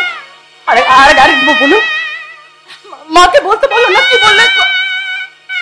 আমার বাবা কোন হয়েছে? না না না না না না, এ হতে পারে না, এ হতে পারে না, কিছুতেই হতে পারে না। বাবা আমাকে ছেড়ে কোনোদিনও কোথাও যেতে পারে না, কিছুতেই না, কিছু। আমার বাবা ছাড়া তো এই দুনিয়ায় কেউ নেই ভগবান। তাহলে কেন আমার বাবাকে? আমার মা চলে যাওয়ার পর থেকে ছোট্ট থেকে বাবা আমাকে লালন পালন করেছে, সেই বাবাকে কেউ না, আমি নিজেকে সামলাতে পারবো না, কিছুতেই পারবো না। আমি তোমাদের কাছে আজকে প্রতিজ্ঞা করছি, যতদিন না ওই খুনিকে ধরে আমি সাজা দিতে পারছি, ততদিন আমি আমার চুল বাঁধবো না। আঘাত হানিয়ে আমাকে তোমরা পাইবে না কোনো ছাড়। তোমাদের শয়তানি বন্ধ করতে আসবো আমি, মরে তাহলে আমার রক্ত ছড়িবে, রক্তরা সব ফুলায় লুটাবে, অতদলিত পাইব আমি, সত্যের বিনাশ হবেই হবে।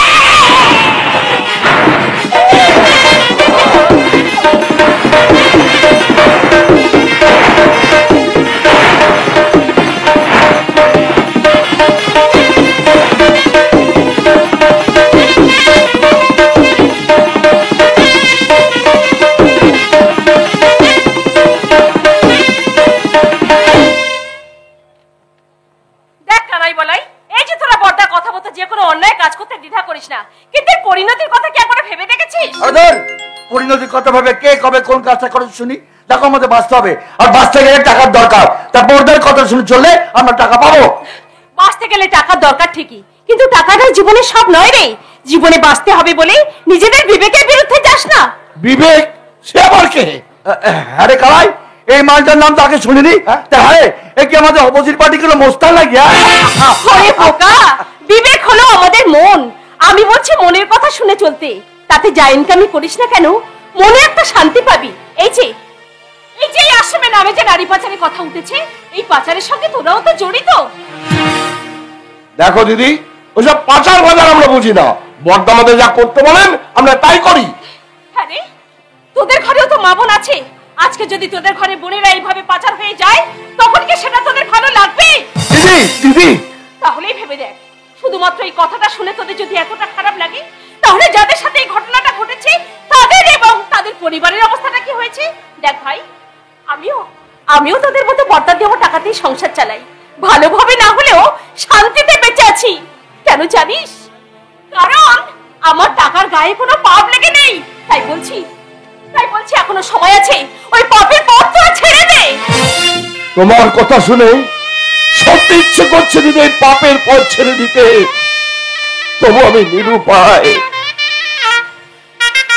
সংসারে বুড়ো মা বাবার সাথে বিয়ের উপযোগী একটা মেয়ে রয়েছে, ভালো করে তাকে লেখাপড়া পর্যন্ত শেখাতে পারিনি। যেভাবে হোক একটা ভালো ছেলের হাতে ওকে তুলে দিতে পারলে তবেই আমার শান্তি। তারপর আমি তোমায় কথা দিচ্ছি দিদি, এই পাপের পথ আমি ছেড়ে দেবো। দরকার হলে তোমার কথা মতো আমি নুন ভাত খাবো, তোমার পাপের বিরিয়ানি আমি মুখে তুলবো না গো দিদি, কোনদিন মুখে তুলবো না। সাবাস কানাই, সাবাস। কানাই তোমার কথা বললো, আমি কিন্তু তোমার কথা বলছি না। কারণ এই দুনিয়ায় আবার কেউ নেই, তাই পাপ পুণ্যে কোনো পড়া করি না। এই তো বর্দার পয়সা খাচ্ছি, নেশা করছি, আর আমি কিচ্ছু চাই না। ঠিক আছে, তোদের কাউকে কিচ্ছু করতে হবে না। এখন যেটা বলছি সেটা মন দিয়ে শোন। একটা মাল্টিন্যাশনাল কোম্পানি থেকে এক ম্যাডাম মিস অপরূপা অবশ্য আসবেন, আমাদের এখানে সবকিছু ঘুরে দেখবেন। বর্দা জানে? ওরে বোকা, বর্দা না জানলে আমি জানলাম কি করে?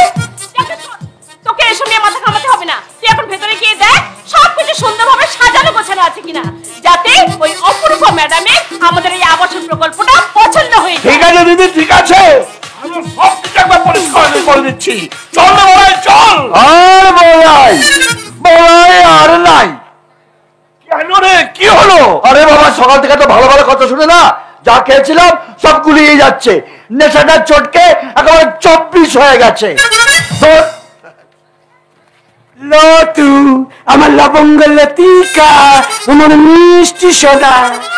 আমরা খেয়ে দিয়ে কাজ নেই, তোমার সোনা হয়ে বসে থাকবার। কেন সোনা, তুমি এরকম বলছো কেন সোনা? তুমি তো জানো এ সংসারে তুমি ছাড়া আপনজন বলতে আমার কেউ নেই। সে কোন ছোটবেলায় আমি আমার বাবা মাকে হারিয়েছি, একমাত্র বোনটাকে নিয়ে আমি বেঁচেছিলাম। কিন্তু সেই বোনও কদিনের জ্বরে আমাকে ফেলে রেখে পালালো। কেউ বললো অজানা জ্বর, আবার কেউ বা বললো ডাক্তারের ভুল চিকিৎসার শিকার। কিন্তু যা গেল সে তো আমার গেল।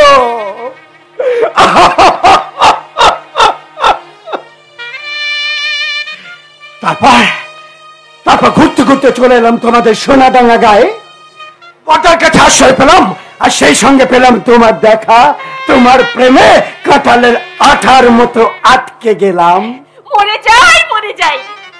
আচ্ছা চমচম, তুমি আমাকে খুব ভালোবাসো তাই না? সে কি তোমাকে মুখে বলে বোঝাতে হবে?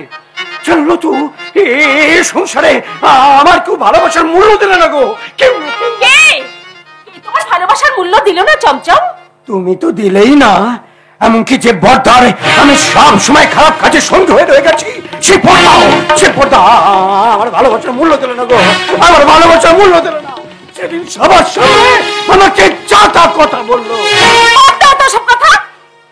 আচ্ছা চমচম, তুমি তো বললে তুমি আমাকে ভালোবাসো। হ্যাঁ বাসি তো। চলো না আমরা দূরে অন্য কোথাও গিয়ে ভালোবাসার ঘর বাঁধি। তাহলে যে তোমাকে এই অন্ধকার জগৎ ছেড়ে সরে আসতে হবে। আসবো। এতদিন বর্দার সঙ্গে থেকে যে পাপ তুমি করেছো, আজ ছোট বৌদির লড়াইয়ে শামিল হয়ে সেই পাপের প্রায়শ্চিত্ত করবে। তুমি বললে না বর্দা তোমাকে অপমান করেছে? সেই অপমানের যোগ্য জবাব দেওয়ার এটাই হলো শেষ এবং একমাত্র সুযোগ। আমি রাজি। আমি রাজি। তাহলে শোনো, একটা মাল্টিন্যাশনাল কোম্পানি থেকে এক ম্যাডাম আসবেন, আমাদের এখানে সবকিছু ঘুরে দেখবেন। পছন্দ হয়ে গেলে উনি টাকা ডোনেট করবেন। তাই আমি চাই তুমি নিজে এদিককার দায়িত্ব থেকে সবকিছু ভালোভাবে সামনে দেবে। কানাইয়া বলাইকে আমি অন্য কাজে দায়িত্ব দিয়েছি, কি পারবে তো? তুমি যখন বিশ্বাস করে আমার দায়িত্ব দিচ্ছ, সে দায়িত্ব আমি ঠিক পালন করবো। ঠিক আছে, তাহলে তুমি এখানে থাকো, আমি বরং ভেতরটা একবার গিয়ে দেখি।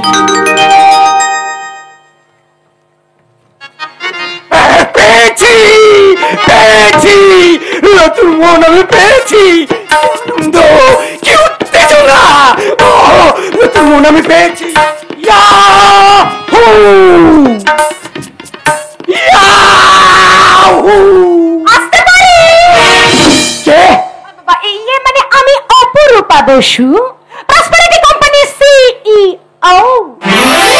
Prosperity company? কই, এই কোম্পানির নাম আগে শুনিনি তো। শোনার কথাও নয় তো। প্রসপারিটি কথার মানে হলো সমৃদ্ধি। তার মানে যে সমস্ত মহিলা উন্নয়ন আবাসিক প্রকল্পের মতো যে সমস্ত প্রকল্প টাকার অভাবে এগোতে পারছে না, তাদেরকে প্রসপারিটি কোম্পানি ফাইন্যান্স করে, মানে টাকা দিয়ে সামনের দিকে সাফল্যের সঙ্গে এগিয়ে যেতে সাহায্য করে। বাহ, যেমন সুন্দর আমাদের কোম্পানির নাম, তেমন সুন্দর আমাদের চিন্তা ভাবনা। আপনাদের বাকি এমপ্লয়িজদের দেখছি না কেন? আছে, সবাই আছে, তবে যে যার কাজে। একমাত্র আমি আছি আপনার সেবায়। বলুন ম্যাডাম, আমি আপনাকে কিভাবে সাহায্য করতে পারি? সবার আগে আমি আপনার নামটা জানতে পারি? আমার নাম চমচম। ও মা, চমচম চমচম। Very good. আচ্ছা চমচম, আমার কিছু ইনফরমেশন লাগবে। হ্যাঁ বলুন। এই যে গত সপ্তাহে একটি মেয়েকে হসপিটালে নিয়ে যাওয়া নিয়ে একটা ক্যাচাল হয়েছিল, সেই ব্যাপারে আমাকে একটু বলুন না প্লিজ। ম্যাডাম, ওই ব্যাপারে তো আমি আপনাকে সাহায্য করতে পারবো না। আমি বরং মিস লতিকা হাতিকে পাঠিয়ে দিচ্ছি, উনি এখানকার দায়িত্ব আছে, উনি সব বলে দিতে পারবেন। ওকে ওকে ফাইন, তাহলে মিস লতিকা হাটিকে এখানে পাঠিয়ে দিন। আর বাই দ্য ওয়ে, আমার কাজে লাগতে পারে এরকম কিছু ট্রানজাকশন ফাইলস আমার দরকার। আচ্ছা, আপনাদের ফাইলপত্র সব কোথায় থাকে? ম্যাডাম, ফাইলপত্র ওইখানে আছে ম্যাডাম। ওইখানে যে ফাইল করে দিচ্ছে ওগুলি সব? হ্যাঁ ম্যাডাম, ওইখানেই সব। বলুন বলুন বলুন। আপনি কি ফাইলপত্র দেখবেন? ওমা, দেখতে বলেই তো চাইছি। আমি একটু ফাইলপত্রগুলো দেখি কেমন? তাহলে আপনি দেখুন, আমি বরং এখানেই আছি। এই মেরেছে। এই লোকটা এখানে থাকলে আমি দেখবো কি করে ফাইল? না, যে করে প্ল্যান করবো এই লোকটাকে এখান থেকে সরাতেই হবে। কিন্তু কি করে সরাবো? কি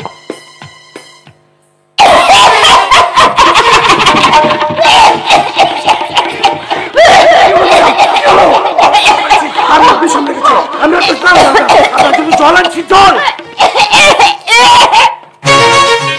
না, আমার হাতে আর বেশি সময় নেই, আমাকে করে ফাইলগুলো চেক করতে হবে এক্ষুনি।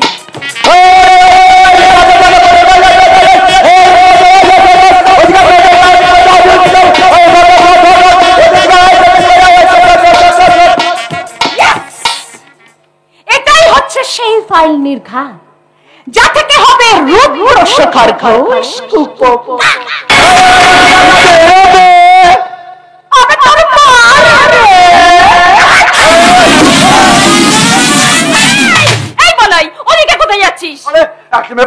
ফাইলে পালিয়ে গেল। ওরে বোকা, ওরেই তো হলেন মিস অপরূপা বসু। যাকে শোন, তোকে এসব নিয়ে চিন্তা করতে হবে না, বাকি ব্যাপারটা আমি বুঝে নেব। তুই এখন ভেতরে গিয়ে দেখ, নলিনী পিসিমার জ্বরটা আজও এসেছে। তুই ওনাকে একটা প্যারাসিটামল দিয়ে দে। ঠিক আছে, আমি দেখছি।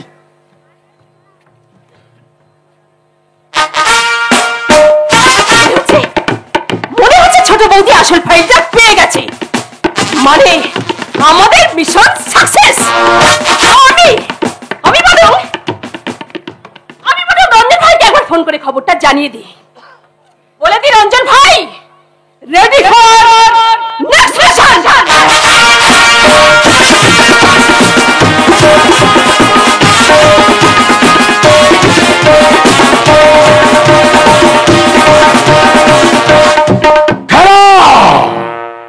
মরণ খেলা, এই খেলার একটাই নিয়ম হয়, মরো নালে মারো। অদ্বিতীয়া, তুমি জেনে শুনে সাপের লেজে পা দিয়েছো, তাই সাপ তো তোমাকে ছোবল মারবে। এই কারণ সাপ তার প্রতিহিংসা নিতে কোনোদিনও ভোলে না, তেমনি রুদ্রশেখর ঘোষ তার প্রতিহিংসা নিতে কোনোদিনও ভোলে না। শুধু এখন একটু সময়ের অপেক্ষা, একটু সময়ের অপেক্ষা। ও বলাই, আয় আয় আয়, বলাই, তুই যে এখানে এসেছিস, কেউ তোকে দেখেনি তো? অবশ্য দেখবেই বাকে, বাড়িতে দেখার মতন আছেই বাকে। আমার কি করতে হবে? তোকে কিচ্ছু করতে হবে না, ওই মেয়েটাই ঘরে ঢুকলে যা করার আমি করব। তুই শুধু ঘরের বাইরে গিয়ে একটু পাহারা দিবি, দেখবি এই ঘর থেকে যেন এক ফোঁটা হাওয়াও বাইরে বেরোতে না পারে। ঠিক আছে বর্দা, তাই হবে। বলছিলাম কি বড়দা, আমাকে 120 টাকা দেবেন তো? তোর এই এক দোষ বলাই, বাংলা মাল না খেলে তোর কিছুতেই চলে না। এনে 120 টাকা, যা। হ্যাঁ বড়দা, আমার যেখানে থাকার কথা সেখানে চলে যাচ্ছি। অপেক্ষা, এবার শুধু অপেক্ষা। শিকারী বাঘ যেমন শিকার ধরবার জন্য ফাঁক পেতে অপেক্ষা করে, ঠিক সেরকমই অপেক্ষা। কিন্তু পাখি জালে ধরা পড়বে তো? না না না না, ওকে জলে ধরা পড়তেই হবে, জলে পড়তে হবে, নাহলে আমার এতদিনকার প্ল্যান সাকসেস হবে না। আমি একটা কাজ করি, আমি বরঞ্চ ওই ঘরের আলোগুলোকে নিভিয়ে ওইখানটায় ওর জন্য একটু অপেক্ষা করি।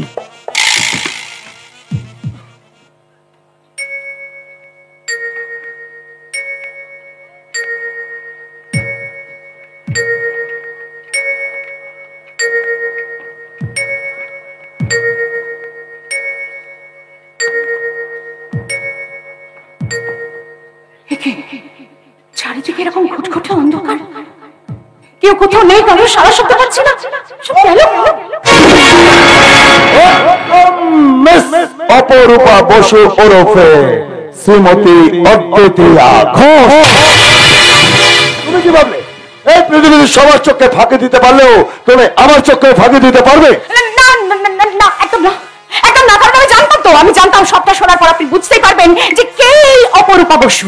একদমই ঠিক তাই। বলার মুখ থেকে হঠাৎ লতিকার ওদের সাথে ভালোভাবে কথা বলা, ওদের মনের মধ্যে ঘুমিয়ে থাকা বিবেককে জাগিয়ে তোলা, সেই শুনে আমার মনে হচ্ছিল ডল মে কুছ কালা হ্যায়।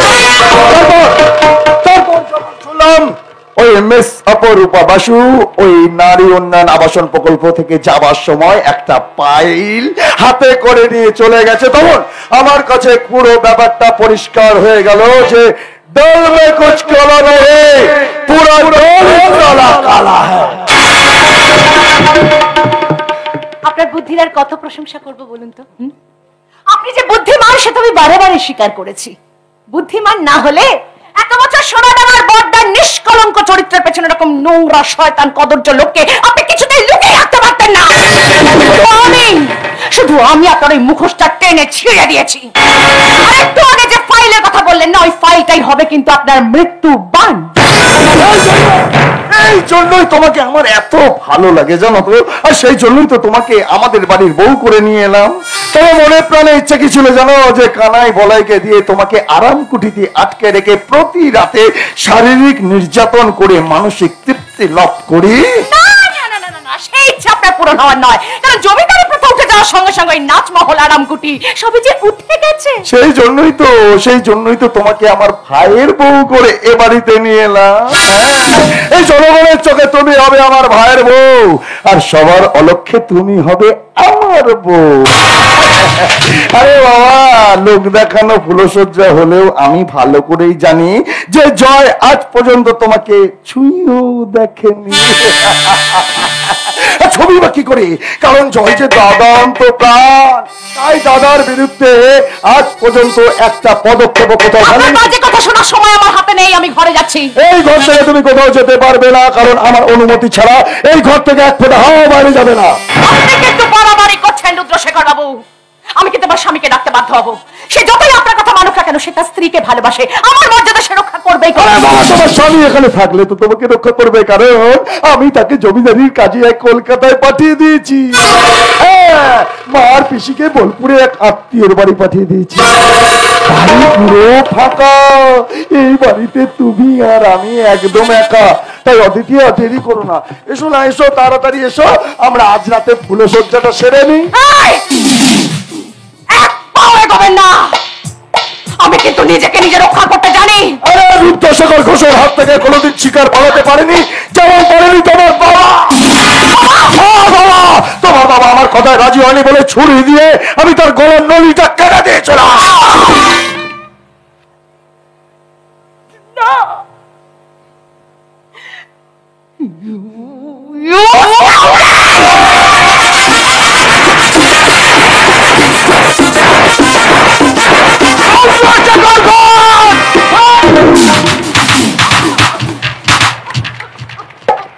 কি ভাই, তুই এইসবে এখানে? অবাক হচ্ছ তাই না? আমাকে দেখে খুব অবাক হচ্ছ। আমিও কিন্তু কম অবাক হইনি যখন তুমি আমাকে জমিদারি কাজ নিয়ে কলকাতায় যেতে বলেছিলে। কিন্তু সেই সন্দেহটা আমার দূর করে দিল সাত্তকী। সাত্তকী জানালে যে তুমি মার পিছে নাকি বোলপুরে কার বাড়িতে পাঠিয়েছো। ব্যাস তখন আমি বুঝে নিলাম তোমার মতলবটা। মনে পড়ে গেল তোমার সে বলা কথাটা, তুই শুধু বিয়েটা কর, বাকিটা আমি সামলাবো। জয়, জয়কে তুমি ছেড়ো না।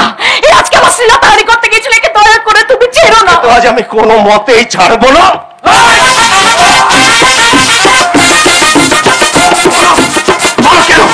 কেন কেন কেন তুমি কেন তুমি আমার স্ত্রী এত বড় সর্বস্ব চাচ্ছিলে বলো?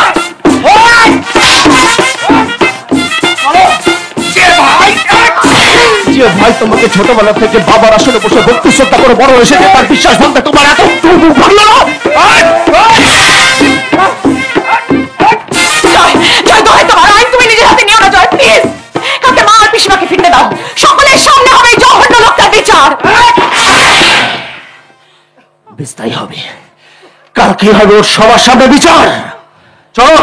এই, কোথায় যাচ্ছিস? আমার অনুমতি ছাড়া এই ঘর থেকে এক ফোঁটা হাও বাইরে বেরোবে না। বিপদকালে বুদ্ধি নষ্ট। তোমারও ঠিক ওই একই রকম অবস্থা আছে, বুঝলে? তাতে তুমি ভুলে গেছো যে হাওয়াকে আটকানোর মতন শক্তি কারণে। আরে তোমার বলাই এখন মদ খেয়ে দরজার বাইরে পড়ে ঘুমোচ্ছে। আর তুমি সম্পূর্ণ একা রুদ্রশেখর, সম্পূর্ণ একা। আপনি হেরে গেছেন Rudrashekhar Ghosh. You have lost the game. Never. এই রুদ্রশেখর ঘোষ জীবনে কোনোদিন হারেনি, আর আজও কখনো হারবে না।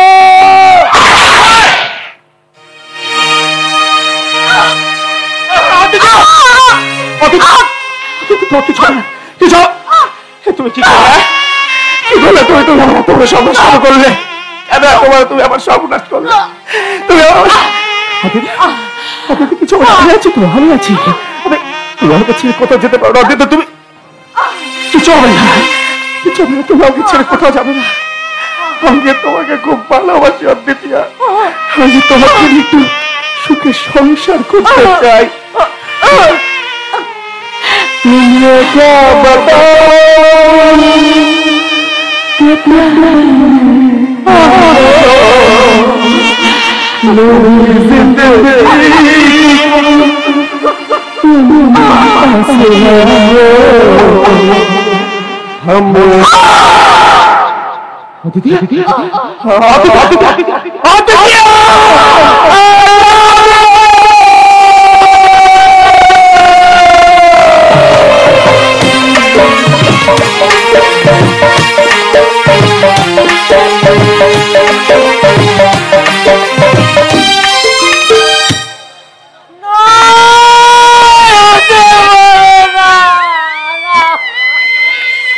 আজকের এই ঘটনার জন্য আমার নিজেকে দায়ী বলে মনে হচ্ছে।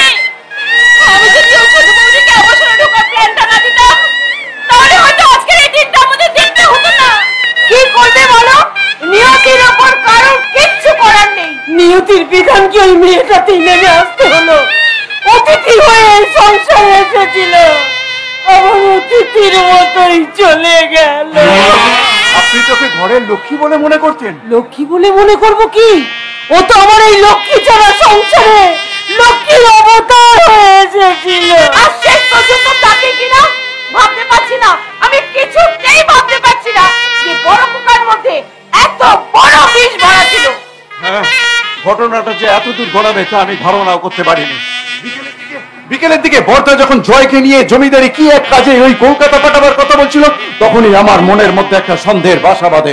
আর তারপর শুনলাম আপনাদের নাকি বোলপুরে পাঠিয়ে দিয়েছে, আর বাড়ির কাজের লোকেদের তো কবেই ছুটি দিয়ে দিয়েছেন। তাই আমার সন্দেহের অনুমানের কথাটা আমি জয়কে বলি। আর জয় আমার কথা শুনে কলকাতায় গেল না। তাতে কি লাভ হলো সাথী? তাতে কি আমি বিষাক্ত সাপের ছোবল থেকে আমি আমার স্ত্রী পত্নী থেকে বাঁচাতে পারলাম? পারলাম না। সেদিন যদি গুলিটা আমার বুকে রাখতো। আমি কোনো জাতা কথা বলছি না, আমার কোনো জাতা কথা বলছি না। আমি তো ঠিক কথা বলছি। আমি তো ছোটবেলা থেকে দাদা শেখানোর পথ ধরে আমি হেঁটে চলেছিলাম। কোনোদিনও মেয়েদেরকে মেয়ে বলে মনে করিনি, মনে করেছি ওরা একটা খেলার বস্তু, ভালোবাসা দেখে কোনোদিনও যায় না। কিন্তু মা অতিথি আসা তো ভালোবাসাকে আমি তা বুঝতে পেরেছিলাম। সেই ভালোবাসা পাওয়ার আগে আমি ওকে হারিয়ে ফেললাম, হারিয়ে ফেললাম। কিন্তু জয়দা, তুমি যে বললে আমার বোন অতিথি আর কিচ্ছু হবে না, সব ঠিক হয়ে যাবে, তাহলে দাদারও তো সেই কথাই বলেছিল ভাই। আরে দিদিয়া, অতিথি সুস্থ আমাকে বললো তুই বাড়ি চলে যাও, বাড়ি চলে যাও, আমি ঠিক আছে, তুমি সবাইকে বলো আমি ঠিক আছে। কিন্তু তখন তো আমি বুঝিনি যে প্রদীপ নিভে যাবার আগে একবারই দম করে চলে যাবে। সেটাই ছিল আমার ওর সাথে শেষ কথা, শেষ দেখা। তুই যখন বাড়িতে ফিরে এলি তার কিছুক্ষণের মধ্যেই নার্সিংহোম থেকে একটা ফোন এলো, আর তাতেই আমরা জানতে পারলাম অতিথি আমাদের ছেড়ে চলে গেছে।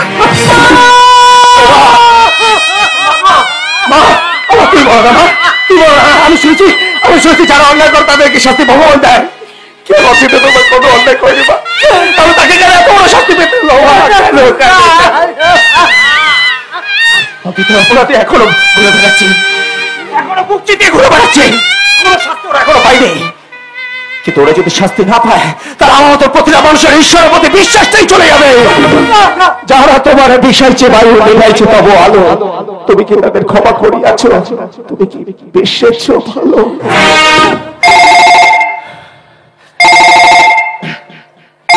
হ্যালো হ্যালো, কে বলছেন? হ্যালো, শুনুন শুনুন কথা, এভাবে ফোন করে এক ধরনের ক্রাইম। আপনি কি ভেবেছেন আমরা আপনাকে ভয় পাই? না, আমরা আপনাকে ভয় পাই না, আন্ডারস্ট্যান্ড? কি হলো সত্য কি মনে হচ্ছে এটা রুদ্রশেখর ফোন? আরে বর্দা এর আগেও 2-3বার ফোন করে আমাকে প্রচন্ড হুমকি দেওয়ার চেষ্টা করেছিল, বলেছিল তো ওর বিরুদ্ধে যদি আমরা মুখ খুলি তাহলে তোর ক্ষতি করে দেবে। আমাকেও কয়েকবার ফোন করেছিল, আমাকে বলেছিল আমি যদি ফাইলগুলো পুড়িয়ে না ফেলি তাহলে আমাকে ওনাকে খুন করবে। তারপরে পুলিশ ওকে পাগলের মতো খুঁজে বেড়াচ্ছে, যে কোনো ভাবে ওকে ধরে অ্যারেস্ট করবে। কিন্তু অ্যারেস্টটা করবে কি করে? আরে পুলিশ যদি চায় না তাহলে গরুর গাদা থেকে সুচকেও খুঁজে বার করে আনতে পারে, এ তো একটা মানুষ। আবার সেই একই নাম্বার। এবার যাবো না আমি বাবু। শুনুন বর্দা, এভাবে নিজে বিপদ নিজেকেই ডেকে নিয়ে আসেন। হ্যালো হ্যালো, আরে যত রীতি সব চুপচাপ ছিল, হঠাৎ একটা হাঁক করে শব্দ বেরোছিল, তাতেই সব চুপচাপ। হাঁক করে একটা শব্দ, তারপরে সব চুপচাপ। স্ট্রেঞ্জ, এর মানে কি হতে পারে?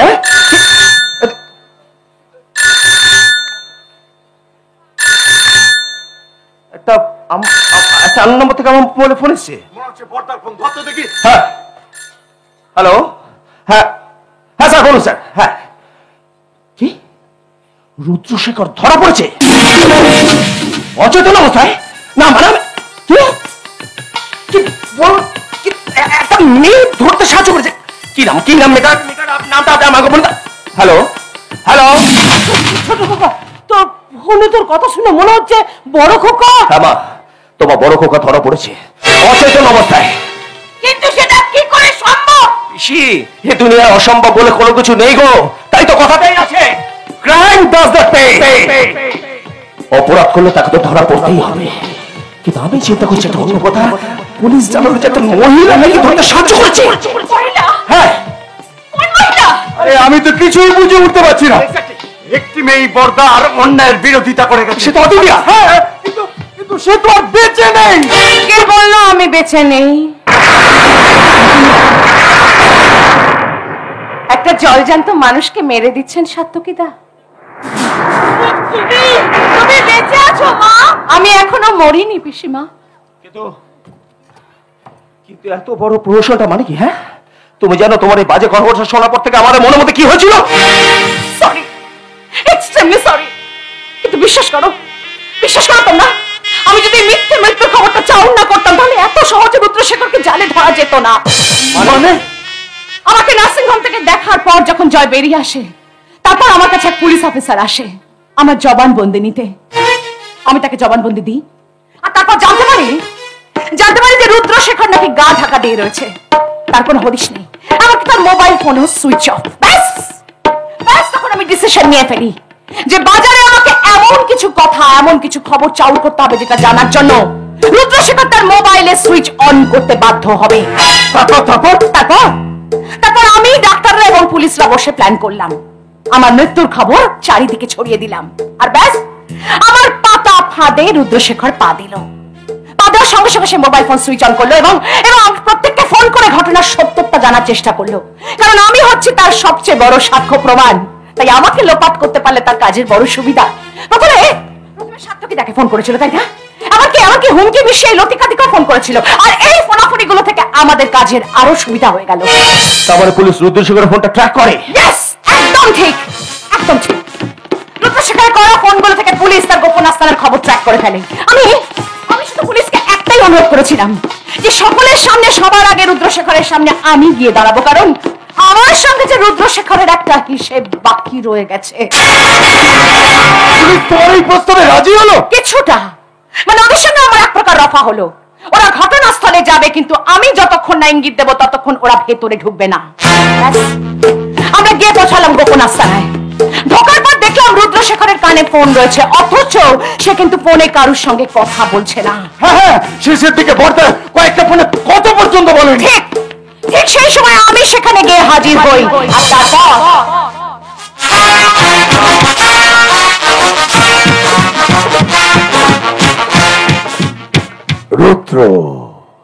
রুদ্রশেখর ঘোষ। মানুষ আমাকে বিশ্বাস করে, এটা মানুষের দোষ। সর্বনাশ, আমি সর্বনাশ। তোরা ঘুঘু দেখেছিস, অথচ ঘুঘু ধরার ফাঁদ দেখিস নে। সব কটাকে আমি শেষ করে দেব।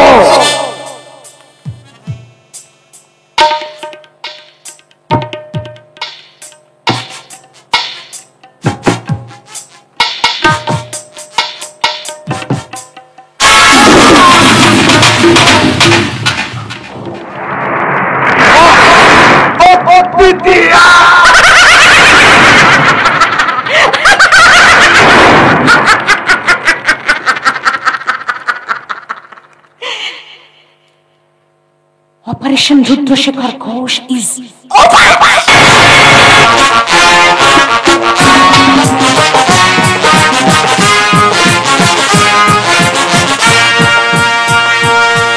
সত্যি অতিথিয়া, তুমি শুধু সাহসী নাও, একজন বুদ্ধিমতীও বটে। এটাই তো মেয়েদের রূপ হওয়া উচিত, কখনো লক্ষ্মী, কখনো দেবী দুর্গা। তুমি যা করেছো তা এক কথা অতুলনীয়, কিন্তু তুমি আমার সাথে যা করেছো তুমি সেটা ভারী অন্যায় কাজ করেছো। বেশ তো, তোমার যদি মনে হয় যে আমি অন্যায় কাজ করেছি তাহলে আমাকে শাস্তি দাও তুমি। না বৌমা, তুমি যা করেছো এর জন্য তোমার শাস্তি নয়, পুরস্কার প্রাপ্য। পিসিমণি শুনলেন? পিসিমণি কি বললেন? আমার শাস্তি নয়, পুরস্কার প্রাপ্য। কই দিন দেখি আমার পুরস্কার। বেশ, তাহলে তাই হবে। ল পাস করো, সেটাই কোনোদিন আমি কাজে লাগাতে পারলাম না। এবার কোনো প্র্যাকটিস নয়, এবার আমি সরাসরি দাদার কেসটাই লড়বো, আর সেটা যাবে একজন ক্রিমিনাল লয়ার হিসেবে আমার প্রথম কেস। তার মানে আজকে এত কিছু জানার পর তুমি তোমার বড়দা হয়ে কেস লড়বে? এক্স্যাক্টলি, একদম ঠিক বলেছো, একদম ঠিক বলেছো। কেসটা আমি লড়বো, কারণ আমি যদি না লড়ি তাহলে অন্য কেউ লড়বে, আর অন্য কেউ লড়া মানে দাদার চিঠি, আবার আমি সেটা কোনো মতেই হতে দেবো না। তার মানে তুমি তোমার জীবনের প্রথম কেস হেরে যাবে? আর হেরে গিয়ে যে আমি তোমাকে জিতিয়ে দেবো। এতক্ষণ বড় খোকার কথা শুনে মনটা ভারাক্রান্ত হয়ে উঠেছিল। আমি বলছি, সংশোধনাগার থেকে ফিরে এসে বড় খোকা মানুষের মতো মানুষ হবে। বৌদি, তোমার মনের ইচ্ছেটা তোমার ছেলে আর ছেলের বউকে জানিয়ে দেখো, ওরা সেটা পূর্ণ করতে পারে কিনা। কি তোমার মনে ইচ্ছা আমাকে বলো মা, বলো বলো। আমি চাই হ্যাঁ মা, খুব তাড়াতাড়ি বংশধরের মুখ দেখতে। আবার সেই আশাটা পূর্ণ হবে তোমার। বৌদি, তোমার বৌমা খুব লজ্জা পেয়েছে, আর এই লজ্জাই হলো সম্মতির লক্ষণ। আরে বাবা, হাতটা পড়ে হবে। চলো চলো চলো, আমি সবাইকে মিষ্টি মুখ করাবো। অন্য প্রশ্নে খবর সেটাও আজকে হবে, আগাম সুখবরটা। তাহলে ম্যাডাম, তাহলে এই মন্দ ভাষাকে তুমি ভালোবাসা পরিণত করতে পারলে, তাই তো? আর তোমার সিক্স সেন্স একটা ঠিক লোককে চিনতে পেরেছে, তাই না? আমার সিক্স সেন্স শুধু ঠিক লোককে চিনতে পারেনি, আমাকে জীবনে অনেক অনেক কিছু দিয়েছে। এখন তো নয়, বলবো, তবে সেটা আমাদের ফুলসজ্জার রাতে।